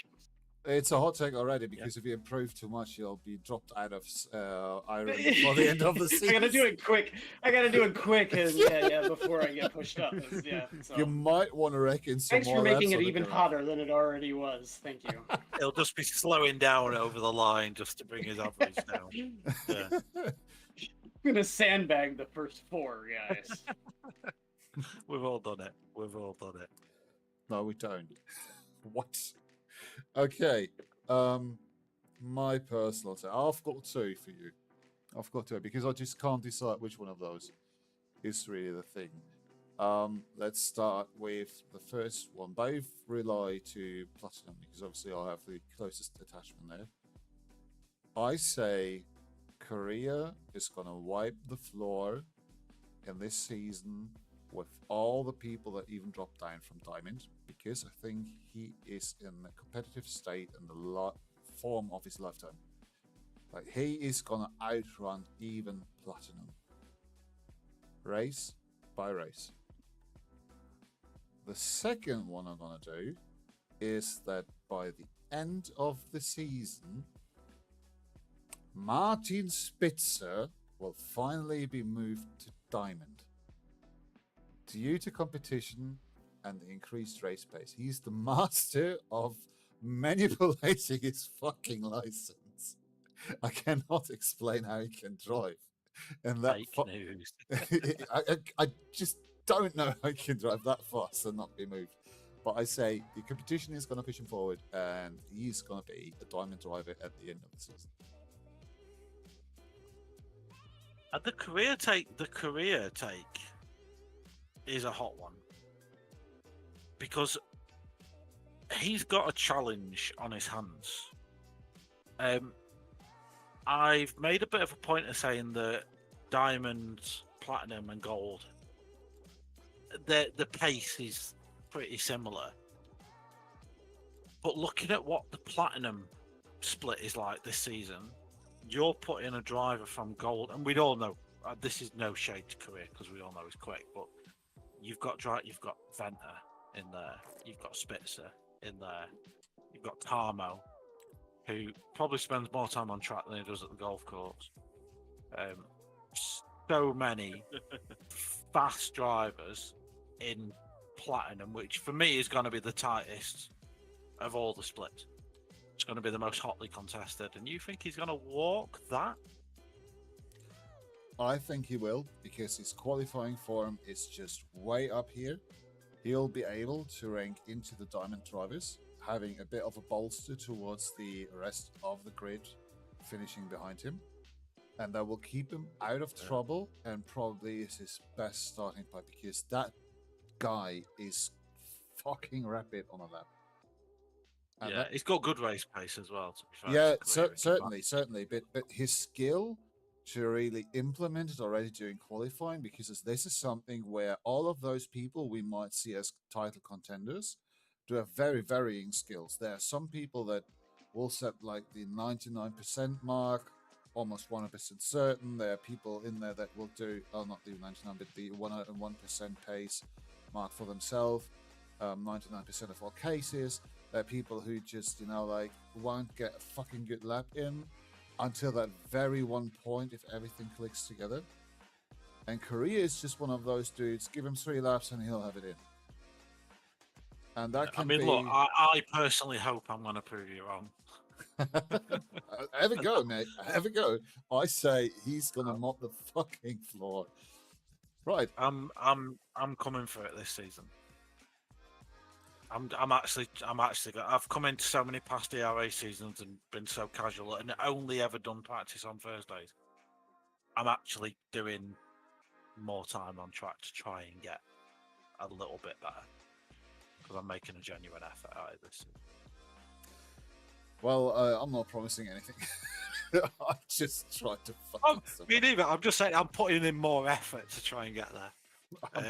I'm just hoping to gain points per race, and that's all I can do with the contention that there is. Right. Yeah. So much for the hot takes. We're gonna obviously touch back on them throughout the season and see how fulfilling they are. Right, and now, as we talked about season 14, there's something that I want to drop in to everyone watching this live, watching it back, listening, and I don't know. If you're looking forward to season 14 and you want to support the efforts that our stewards do, that the admin team and the staff team does, leave us a little donation on the PayPal link that you'll find in the donations channel in the general section. Helps us out a ton. We've got a running cost for a season of around €320 total. That includes the streamer payment, that includes the server payments, website, URL costs, you name it. So if you've got a $5 or $10 spare, or even less, any amount helps, and we're really grateful if you do this voluntarily, because it keeps racing affordable and for free for anybody, perhaps not being in the monetary situation to carry this. Right, with that out of the way, and season 14, like having a little bit of foreshadowing, and we're still going to talk about the first 2 tracks. There's another thing going on that has been silent for a couple of weeks now, but had quite a good start, I want to say. And that was our Endurance Championship. It's been a long time, like a really, really long time since ERA did their own Endurance Championship. There have been many attempts. We did the work together with HSR and DSGR, and it worked, and it was one-off events, but basically the underlying node was always, let's have this as a championship. Let's do something where you really, have a meaning for a little bit bigger than just one race. And I know that Dennis, for a fact, drove in the Endurance. And Chris, I don't know, you did stewarding. Did you drive? Have you been around at all? No, I didn't drive. I did some stewarding, did a bit of commentary, sort of helped out in the background when I could. But what was your perception? Perhaps let's hear from Dennis first. Dennis, what was your perception upon the Endurance Championship round 1? Like, it was a 3-hour race on Barcelona, dry conditions. How did it play out? You'd actually be surprised. I did not attend the championship race. I did the practice races, which was 2 of, right? Warm-ups, I did those 2 warm-up races.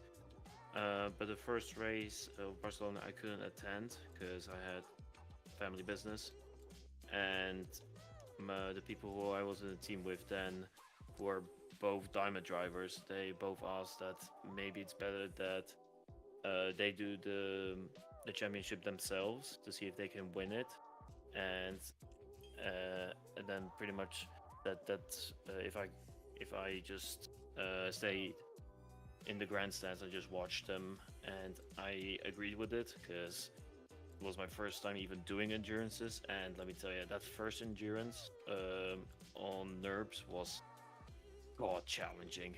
I was exhausted. So it is probably the better choice to, at least for now, not do the endurance, but maybe come back to it at another time. By the way, for those now watching and being like, I would like to try endurance, but the championship's already running, it's no problem. You don't need to do every race like this. You can have a drop round in there. Not point-wise, but you still can compete if you want to have the individual experience. Good, it's really good track time. Absolutely, and it's just learning a different style of driving. So I was just pulling up the numbers. We had 31 teams competing in the first race. We do have now a sign-up number of, I think, like nearly 40 teams for the second round. So really looking forward to this. And the top 3 teams have been one solo from, I think that is GTRS. On P2 we have Eleanor Bouncy Boys, and on P3 we've got one solo loss, whatever that is. But I think P1 and P2 are both from GRTS. So the top 3 spots are currently given out to the South African dudes, but that is not the end of the world for anyone chasing them, because the scoring is dependent on the race lengths. So you've got a factor. You basically have a baseline of points that you get for P1 to P, I don't know, even though P20 or something.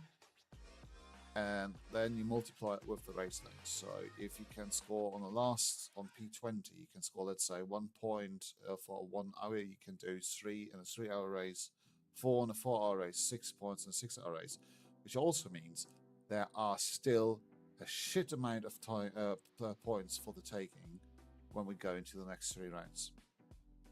Now, Chris, you've watched this rather from the outside. What was your impression when it came to the touch we did on strategy, having limited tire sets, and especially having less tire sets than you had to do stints? I don't think the tire sets had the impacts that you would immediately think it would, but it did open the door for mistakes.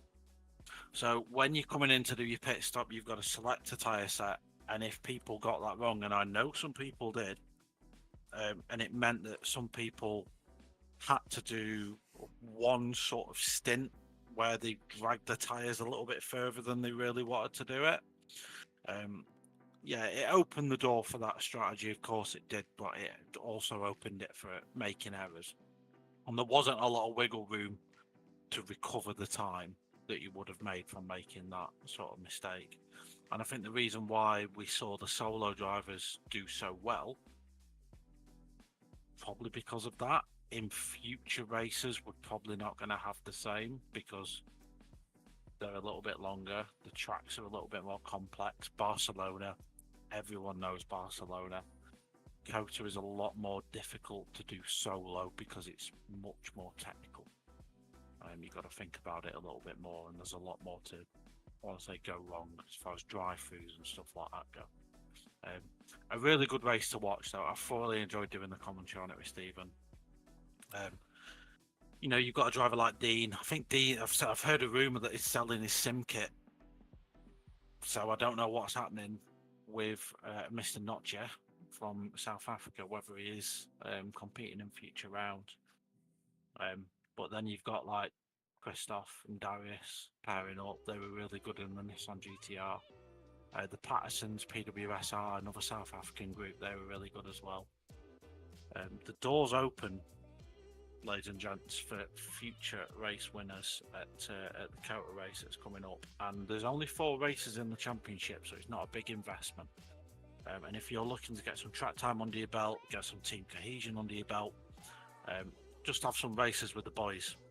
It's a really good opportunity to do that, and it's a good crowd as well. We've got, oftentimes we have live stewarding on there, so the stewards behind the scenes need a shout out, because again, that went a bit crazy. So a big shout out to the guys that did the stewarding behind the scenes and then the commentary as well. That gives really good coverage to the racing. So if a taster of an enduro season is what you want without committing to like 12, 24-hour races in the calendar, you can just do some shorter enduros. This really is where you need to be looking at, because it's a really good dip your toe, basically, into the world of endurance sim racing. Plus, the races are not that long. Like, it sounds much, but really we have limited.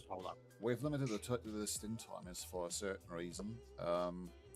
The fuel consumption of your car is not that much the deciding factor. While that might be something that is interesting for the terms of car choice, pick anything you like. You'll be competitive because the stint timers are usually below 1 hour, so it's something that you can usually quite confidently manage on one set of tires. And then it really comes down to a bit of strategy gambling, but it makes it so much more enjoyable sitting there with your mates. Like, you can do it solo if you really want to, that's no problem, but it makes it so much more enjoyable just be there with your mates. Goes through the options, like share setups, be like, test this, try that, blah blah blah. And also to have somebody in your ear as your active race engineer, not having an AI voice, but really having somebody sitting there being like, okay, listen up, the next car coming up, here's a blue flag car, or there's a faster car coming up from behind, hold the battle for now, try to land through in that sector, use the overtake strategically to gain an advantage perhaps on the car you're chasing. It's phenomenal, and it's somebody to pick you up. Like, I have had my best racing experience in endurance racing because the mindset is a different one. You're going for the team, you're not only driving for yourself, and you do continue on parts, on races, on incidents where you normally would be like, fuck it, my evening is done, just leave me alone, I'll turn off the rig. But you're still racing for your mates, and you just keep going. I absolutely love it, and I can just really encourage anyone to give it a shot, because it is so good. Right. You said earlier it's a different type of driving as well. Yeah. It encourages that racecraft, and that's huge. There's something else basically coming up. Obviously, we're running up to the 4 hours of Kota. If I'm not completely wrong, I would actually have to look it up, but I think we're going to be on dry conditions. And reminder, the qualifying already starts tomorrow at mid of the day. I know that for a bunch of the Euro drivers, this won't be quite comfortable because you're still focusing on Hungaroring, so probably by Monday, really, the time's going to fly in and everybody is going to be focused on Hungaroring. But yeah, coming towards Easter now, into the Easter week for those who are in the Northern Hemisphere and rather on the Christian side of things, we're going to have the Saturday before Easter, the evening, the 4-hour race. On Sunday, we're going to have the 1-hour race of the Drivers' Championship. So it's going to be a lot of seat time, but it's going to be absolutely worth it. And if that perhaps already or in the future brings you up to the things that you say, okay, I would like to try this on a bigger scale, I want to drop some spoilers. We're currently talking about reviving the drive for Dean. Those who remember, Dean was a dear member of the Era community who passed away far too early due to cancer. And we want to do another charity race together with all the previous communities and sponsors and whatnot. Probably just make it far bigger, get more sim racing names on there to support us perhaps in the fight against cancer. And I would like to give you a very unique experience, and that would be a 12-hour race on Nordschleife. Hell yeah. Hell yeah. I'm in. Yep. I'm taking part in that somehow. My idea of multi-class. Yes. The idea towards this would be try to make it an experience that somebody like Dean, who was a very active driver, would have cherished. And we're probably going to do something along the lines that you would see usually on the 24 hours of Nürburgring. So we're going to have not only a race day, but we're going to have a qualifying day. We're going to have training day with night session, yada yada. so that the teams come together not only on Saturday, but let's say on Thursday for some practice runs in the evening, where you have 2 hours of rain training, 2 hours of night training. Then on Friday, you're going to have a big qualifying session with hyperpole on the end based on class. Yeah. And we'll do commentary and all that as well. Absolutely. Like, I already have I'll do that. We already have a bunch of offers, but for 12-hour one, we're going to need a lot of stuff as well. And then on Saturday, you would go to race day, but you're going to have that build up towards the weekend. We're going to make it an experience and make it something that's special, because A, it's about Dean, and B, it's for a very good cause, fighting cancer. Perhaps we're going to make it worth the time. I would love to do a 24-hour race, not going to lie, but I've talked to so many other sim communities, and they were like, that is a whole nother level. Like, 24 hours can kill your community. Yeah. So let's stick with the number that is perhaps possible, because we're going to invest a full day, and that is 12 hours. And then, but we're looking forward to this. But if you're still interested in, like, 24 hours would be something, we are participating as the ERA esports team, so to say, as the ERA Academy team, in November, in a 24-hour race around Nordschleife. So if that is interesting to you, hit me up. We're going to form more than one team, and we're going to try to bring you on track together. So yeah, that's that. Enough of endurance. Let's talk about the upcoming races, the upcoming tracks for this and next week. And then slowly come to an end, I would say. So, Man, I timed that perfectly, eh? Yeah. Indeed. the next race will be Hungary. And I'm just going to give you a quick rundown. So, Hungary was a track formed behind the Iron Curtain, still, like, very late, but still. The Hungarian was made, or was created in 1986 as the first Formula One track behind the Iron Curtain, so in Eastern Europe, and gave the first taste of F1 to Eastern Europe. It was built in a flashlight. This little twisty track was built in just 8 months, and that is faster than any other Formula One circuit at this time. Obviously, at times it has a bit of Monaco vibes, scratch away the trees, but the barriers are very close. It's very hard to overtake, still very flowy sections, and it's nicknamed for a reason, the Monaco without walls.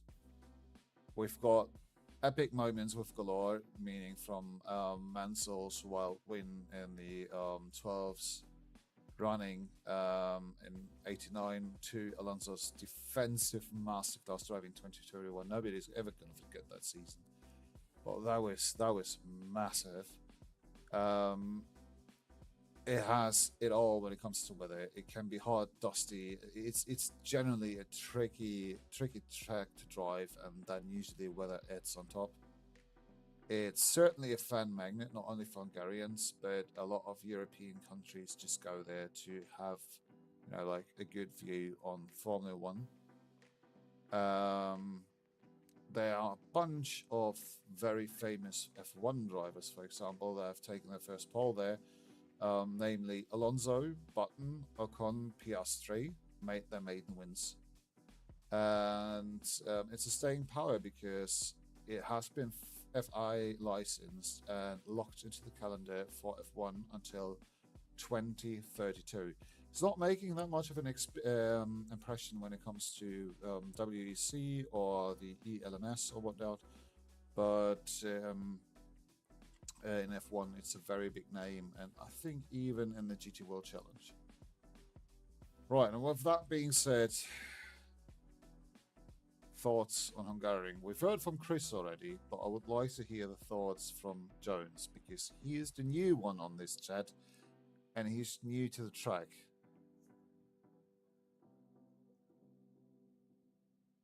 You're still muted. You're muted. Keep doing that. I got dogs, so I gotta mute them, and then unmute them, and I have an extra one here today with me. Hungaro Ring Bisector. How about that? This was really the first time I put any real time into Hungaro Ring. I think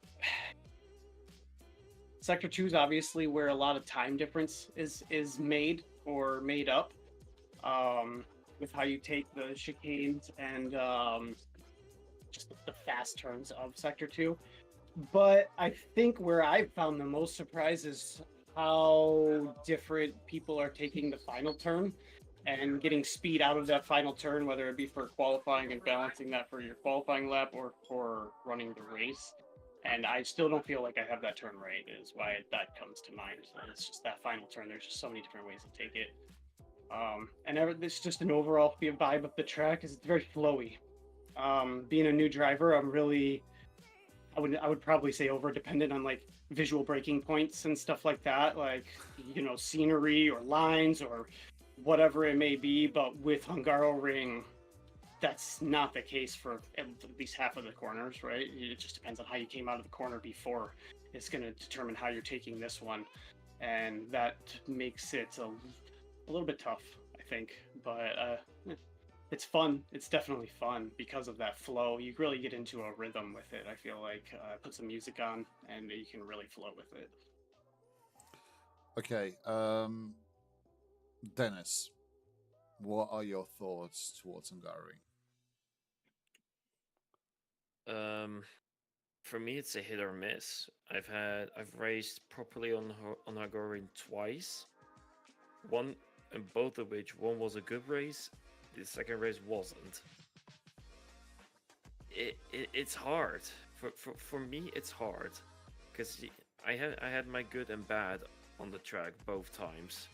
So I'll give you my opinion probably on the next pitcast as soon as Hungary Ring has passed. Yeah. It was amazing. It was so good.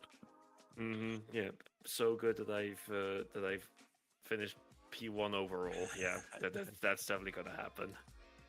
Never say never, done. Chris, Never say never. As I say, Chris has given a very lengthy foreshadowing already that he is not too in tune with the track, so to say, and I do second that. Like really, I, for the love of God, could not find pace until yesterday. Chris took some time. I like got Wall, in this case Peterson. I was like, oh, let's have a look. And the track is it's just demanding. It's super technical, and there's just really that one line, and you need to get it super correct. Timing of his throttle inputs is ultra important. Yeah. And it's one of those tracks where at times turning off your brain helps more than trying to analyze or overanalyze your lap while doing the lap. I know that we're all guilty of this, like you coming up to the corner, you need to do this different and you need to try this very, very badly. And while you're going through, you're already I think I did it wrong. But let's face it, you're driving the best usually when you don't have anything on your mind and you just focus purely on the driving.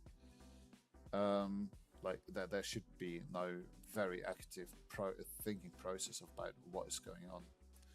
And funnily enough, when we went to the test race yesterday, that moment clicked. In qualifying, I didn't felt like I was quicker than usual. I found some time. I was like, well, not sure if I can replicate it.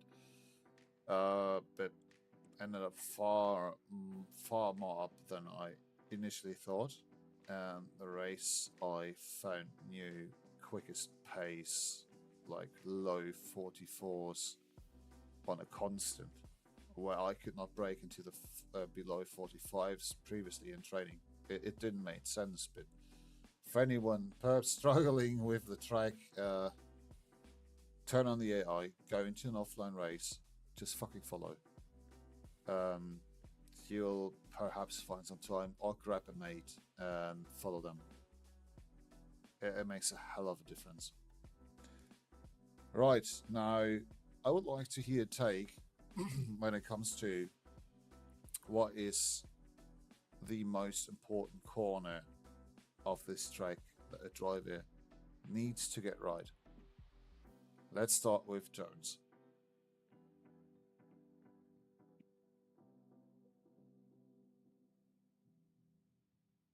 That is muted still. Yeah, it's muted still. Of course I am. Of course I am.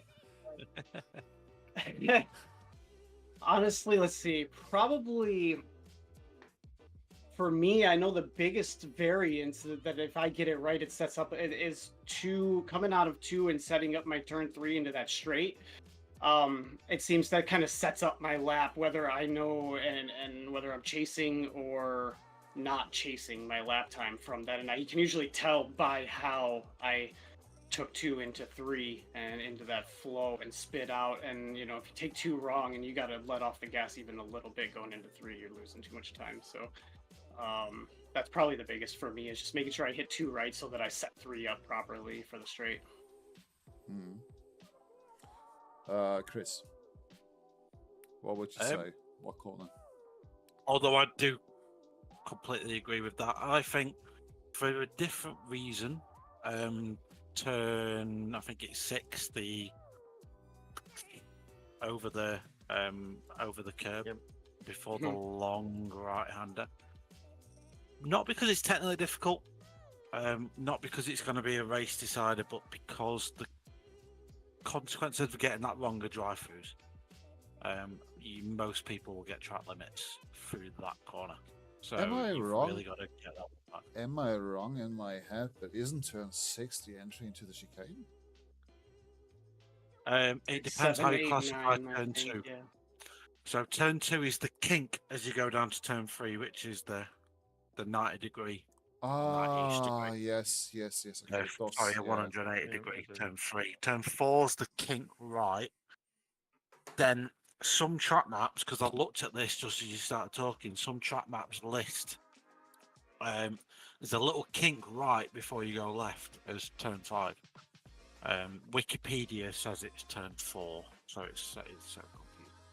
But yeah, the left hand sort of 45-degree blind yeet over the curb is probably the most critical corner on the track for me, anyway. From what I've observed.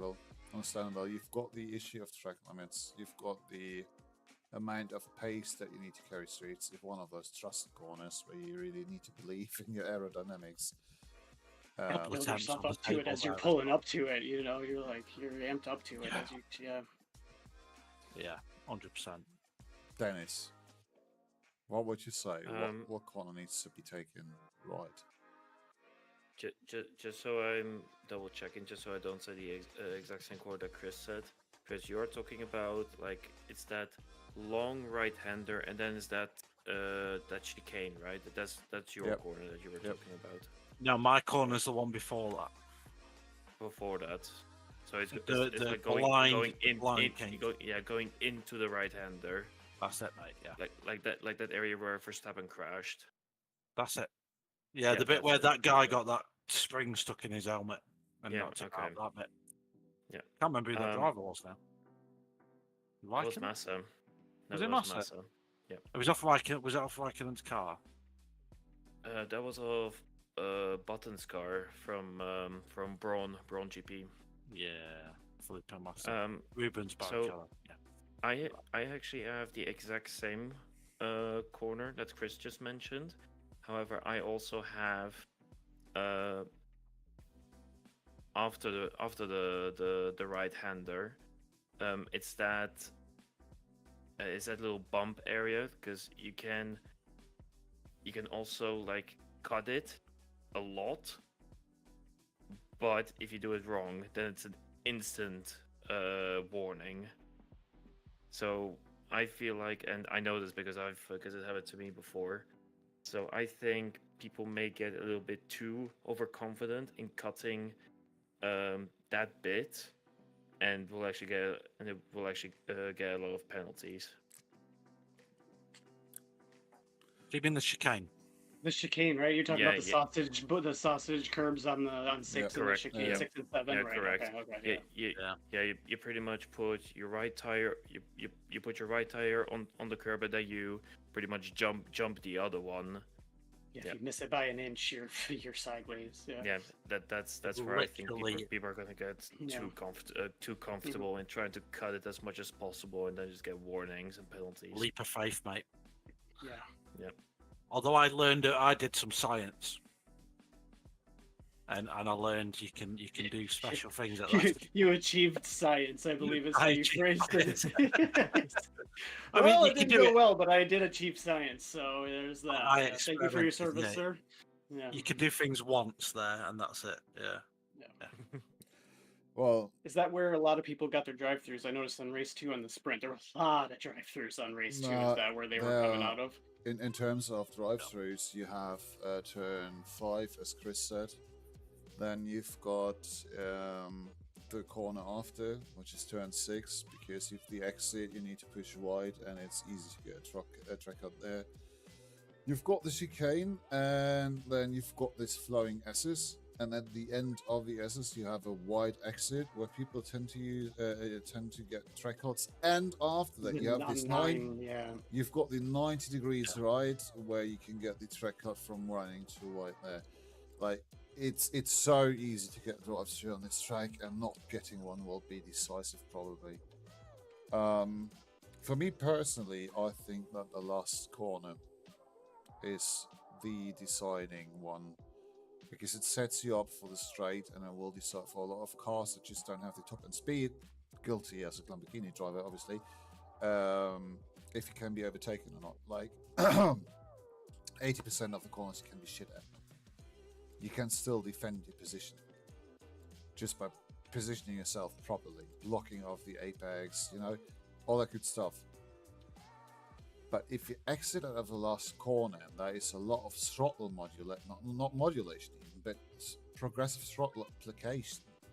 If you do get that wrong, just the slightest tad, your rear steps out, you lose the drive out, and the other person is right on your neck. And then it's a hard fight through the next 3 corners to keep your position. And one that usually, because of the nature of the track, is not necessarily going well for you. In the best case, in the best case, they get by. In the worst case, you crash out. So, I think that.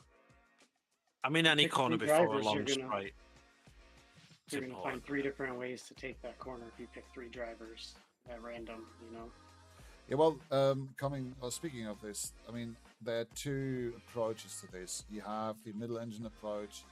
That's usually sticking it very close to the inside, like approaching the corner at the middle of the road, dropping in gear, coming very close to the inside line, sticking to it, and then accelerating out.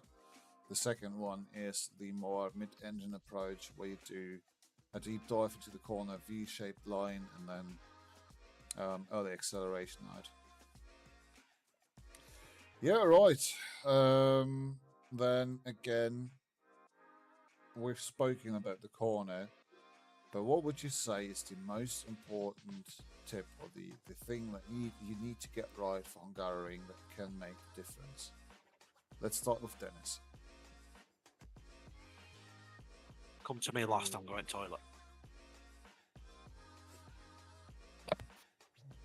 Top tip for Hungaroring from a Server 2 driver.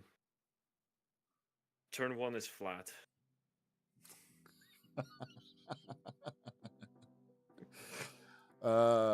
Please, kids, don't. just don't. I would. Don't do a bottom. I will love the person that takes my word seriously and actually does it. I would actually pay the person that does it. Don't. Please don't. Okay. Jones, if you look at the track, you've driven it now, you had some practice racing it. What would you say is the most important aspect to get right?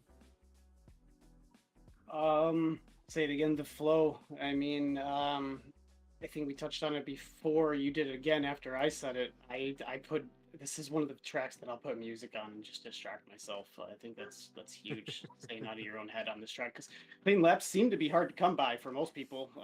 So if you can get out of your own head and try not to overdo it and just go at it, man. I mean, that's really the only tip that I have. That's what changed me. I went from struggling to put clean laps together to throwing the Spotify on and just turning my brain off and just doing it on Hungaro, and it worked a lot better. More so than a lot of other tracks where you actually need to be 100% there. Well, I thought about this a bit, and if I were to hold the advanced course, specifically the lesson about weight transfer, and I was to pick a track that is not used for the rest of the lessons, but one individual track, it would be Hungarian. Because speaking of this flow, Hungarian is Hungarian is very dependent on controlling your car and the pitch of your car. So speaking about weight transfer, using brake and throttle deliberately to keep your car stable is so important. I do realize this far too late, basically when I started teaching this, why you do accelerate for before any certain curves, or why people would brake here and there. And then because in the beginning you look at these replays, hot laps, whatnot, and you're like, why would you accelerate there? You're not even at the apex. It's still away from, yes, but lifts the front, such things. So I would say having good weight transfer on this track is very crucial, and it's something that you need to have worked into your setup. Chris, you're left. What would you say is the tip for Hungarian? I feel you've stolen my thunder with the weight transfer thing. Well, and I was on the toilet, so I can't. But yeah, I was gonna say weight transfer is quite important for Hungarian because you can't rely on camber because there isn't any, doesn't exist. So you have to get the weight in the right place for the corners. But if you stole that, I'm gonna go for something else and say trail braking. Oh yeah. So Hungaroring is a track that will reward good trail braking, especially in a front engine car. So if you're in an Aston Martin, a BMW, a Ford, all the rest of it, being able to trail brake into the corner will gain you temps as well. Certainly, and I would even drop one more advice on top of it. Patience. Patience is gonna put you further away on this track than being too optimistic and diving. It's a track where the margins are very narrow in terms of being able to have an error, and if you just keep the pressure up, but you manage the distance to the driver in front, it's probably the more healthy way to get by, to force them into a mistake than trying to do an over-optimistic move and crashing yourself. Yeah, right, that's fair. So that is Hungarian wrapped. It leaves us with one more track, and that is Kota, coming up, as I said already, this Saturday for the qualifying, and then next week, both in the endurance and our Sunday championship and the Thursday race. By the way, for anyone perhaps watching this or not watching this currently, I think there's the GT4 race going on, and that will be also on next week, always late evening, so our US citizens can also participate. Yeah, Kota, probably the least liked track, at least by the votes of the community. I don't know. Laguna Seca was hated as well for some reason. Yeah, we all hate Laguna. I can only say, or take this as a hot take if you want. I think less people will hate the track after the race than before. I think people hate on Kota for the same reason people hate on Valencia, because it's strict with its limits. It's a good technical track, and I'm not even saying that as a fan of Kota. Like, it's not in my top 5, but I can respect it for what it is. I think you can overtake at Kota. It takes practice to get it right. Like, it rewards someone who invests the time into it, like Valencia. I want to clearly say that the rain addition to the track might make for a more interesting race than you would think. Like, a dry Kota is already usually a guarantee for close battles, but in this case, it will, I think, surprise a lot of people. But it will also it will make parts of the track more harsh. Like, we're talking overtakes into certain parts won't be as easy, because the braking zones, the moment you try to overtake, you will go into the wet off the dry line, and you will have less grip, and therefore you're gonna struggle more. So yeah, but that being said, what would you say is the best advice for Kota, Chris? The best advice is quite basic. Just having not done any practice, you go in to get a drive through, and you will be slow. Time comes from that track by maximising the circuit, and maximising the circuit runs a risk of track limits. You can't have your cake and eat it at Kota. You've got to be on the limit for an hour to be good. Whoever wins Kota in each circuit, the overall winner in each one, will have invested time. They will have taken risks in that race, and they won't have done it in the easy fashion. I want to say, I want to second this very much. Driving, like, it's always the case, but especially with Kota, not giving it your 100% in terms of pace, but giving it 98% of pace is the way forward, because it's far a lot more... of tracks you can arrive and drive at so many circuits. Kota you can't. That's true, but you need to relax with that track. You can't overpush your tire, because it's a very abrasive track, and at the same time, with the track limits, it's usually better to play a little bit safe. Like, not risking everything on every corner is usually what brings you forward with Kota, because just like with Hungaroring, you will probably see a certain amount of drive-throughs that might swap you forward. Right, Dennis, what would you say is the best advice? And don't say T1 flat, we all know it's T2. God damn it. You've stolen exactly what I was going to say. Fine, take turn 2 flat. I mean, you can't. You can't. It's flat. There you go. See, good hint.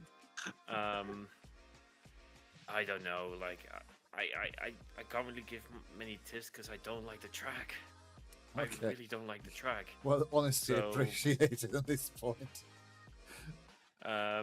You know, don't get penalties. There's my hint. All right. Tip. So, Yep, Jones, as somebody who has actually driven this track in real life as well, what would you say is the most important when driving Kota? Well, besides the obvious most important, which is leaving turn 1 into turn 2, the elevation changes and how hard it is on your brakes. There's a lot of those. A lot of that gets left out a lot with Kota, is how hard it is on the brakes. Rhythm through the S's probably would be the next important after that. Just because obviously if you lose that rhythm, you lose a whole sector time there with it, because you have to almost restart yourself in the middle of a section. So I'd say keeping your rhythm through the S's, which, as it was already mentioned, it literally only comes with track time at Kota. There's only one way to get that, and that's by doing it 1,000 times. So All right. Would that also mean that you would put the S's as the most important part or corner of the track? Maybe. Like what would you say out of your experience? What is the one corner or the corner combination, if you want so, that you need to get right to be quick? Probably that, because that's where you can ruin your whole race there too, real easily. And it's a big section. You know, what is it? It's like there's like six or I don't know, 5 or 6 just really rounded turns right there in a row. So yeah, I would say that's probably the most important, besides the obvious ones, which is, I think everyone's gonna say, the exit of turn 1. It's like the iconic turn at Coda is coming out of turn 1, the blind apex into 1, and then going into the flat out 2. Aside from that, I think the how much speed you carry through the S's and the flow that you have through it is really important. Yeah. Absolutely agree, but I'm gonna differ a little bit. I would say the most important tip when it comes to driving Kota is trusting your aerodynamics. This track requires you to carry far more speed than you might seem comfortable with at the start.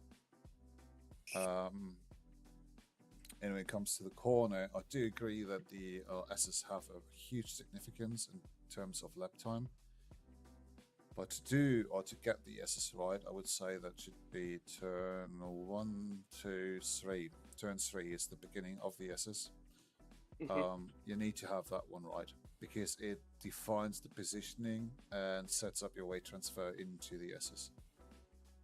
Like it's one that it's not as hard to get right, but you need to get it right every fucking time.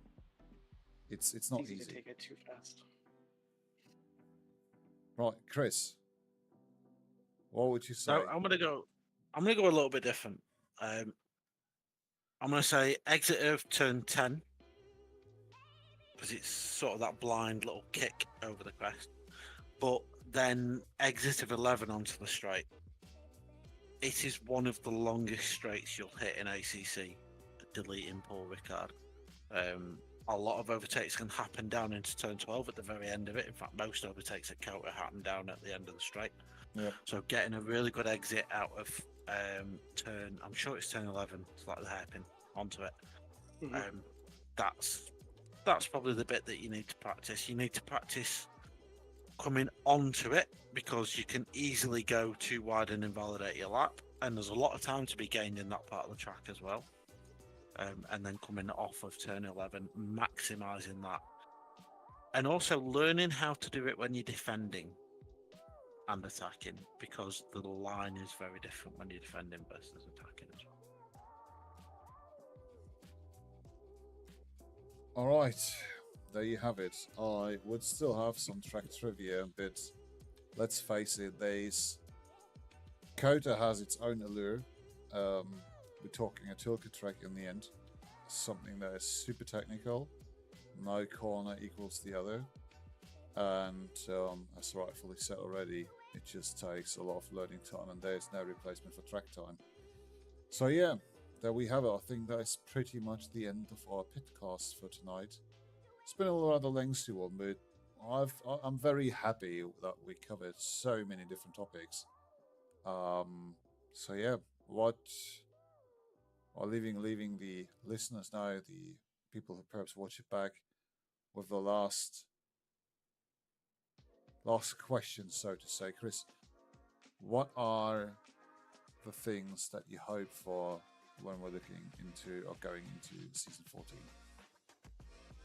I'm really looking forward to season 14, because I know how close it's going to be. I hope that we have, and not that we've ever had this problem before, I'll preface this, but I hope we have a bit more of a culture of learning and understanding. So when we're bringing in new drivers into it and we're encouraging new people to join ERA, that we're treating them with learning and understanding as they go through the process, from being a new driver to someone who's experienced. I really want to see that coming into the season as well. Nice. Dennis, what are your hopes for season 14? What is something that you would like to see? Honestly, Chris has like the exact same thing that I wanted to say. Not even joking. All right, me win platinum. Yep. I'll say it. I mean, that's saying the same as Christian winning a championship, but that's not possible.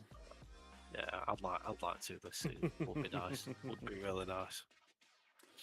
All right, Jones, we've had now a lot of talks. I think you took away some of the ideas and driver names and whatnot that are coming up in the following season. Now, what is something that you hope for in the wider sense when it comes to the next this upcoming season? I just kind of want to meet everybody, learn kind of where everybody's at. Results are obviously number one, but I think like kind of the piggybacking on what you guys just said, me being the new person, clearly I want to see that as well, but I want to see my own progression. I think I'm really most excited just to see where I stand with people and with the competition. Obviously that's going to change drastically because I'm just so fresh, and it's going to go up from here, but I'm really excited to see where I stand and to see that go up, throughout the course of a season. I think is probably what I'm looking forward to the most. Listening to you, looking forward to have you in silver next season. Yeah, I think that's my that's my goal. I think in my head, I haven't really said it out loud, but I think I would love to be through bronze and into silver. Yeah, by next season is my goal. Well, that's A, ambitious, but B, makes me very, very nostalgic listening to you. I think everybody's been there, and a lot of people that might watch this will relate to this. We've all been there, we've all arrived in this community at some point, and we're like, okay, it's going to be so interesting to see where I stand. And then managing your own expectation afterwards, because after the first race you get first impression that can absolutely swing both ways. You can be absolutely devastated because you had a crash, you just didn't go on top of things, and then that's probably something I wish for everyone. I hope that we have such a good and tight season that everybody can find it in themselves not to quit the season at any point. I would like to see a participation that stays above 80% of the registered drivers at all times, because we all know that racing is, I would say, 50 to 60% purely a head game. Like it's so much about learning about yourself, keeping yourself tempered, and also building yourself up at points where it seems very, very hard. So yeah, probably that's my pick in this case, but still, I absolutely relate to what Jones has been saying. Right, guys, thank you so much for being on tonight. It's been an absolute pleasure. Some really good talks. Certainly enjoyed it, and I hope everybody listening and watching this back did so as well. And if you did, we obviously gonna do the next Pitcast in 2 weeks. We're gonna stick with the bi-weekly rhythm. I know we've been not too much on top of it in the season break, but for season 14, we are fully committed and back for you. So we're gonna see you all after the Kota race, probably midweek. It's most likely gonna be around on Wednesday again. So if you like this, leave a like. Let us know if there are any more talking points in the comments, or if you would like to see something else in terms of format or talking points onto the next episode. Also, just send us a DM or message us in the direct chat. Not direct chat, in the general chat. Very, very sorry. Right.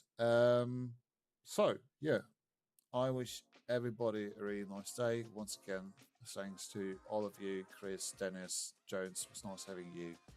And yeah, see you all on next time. Always a pleasure, people. Take care. See you next time. Good night. Good night.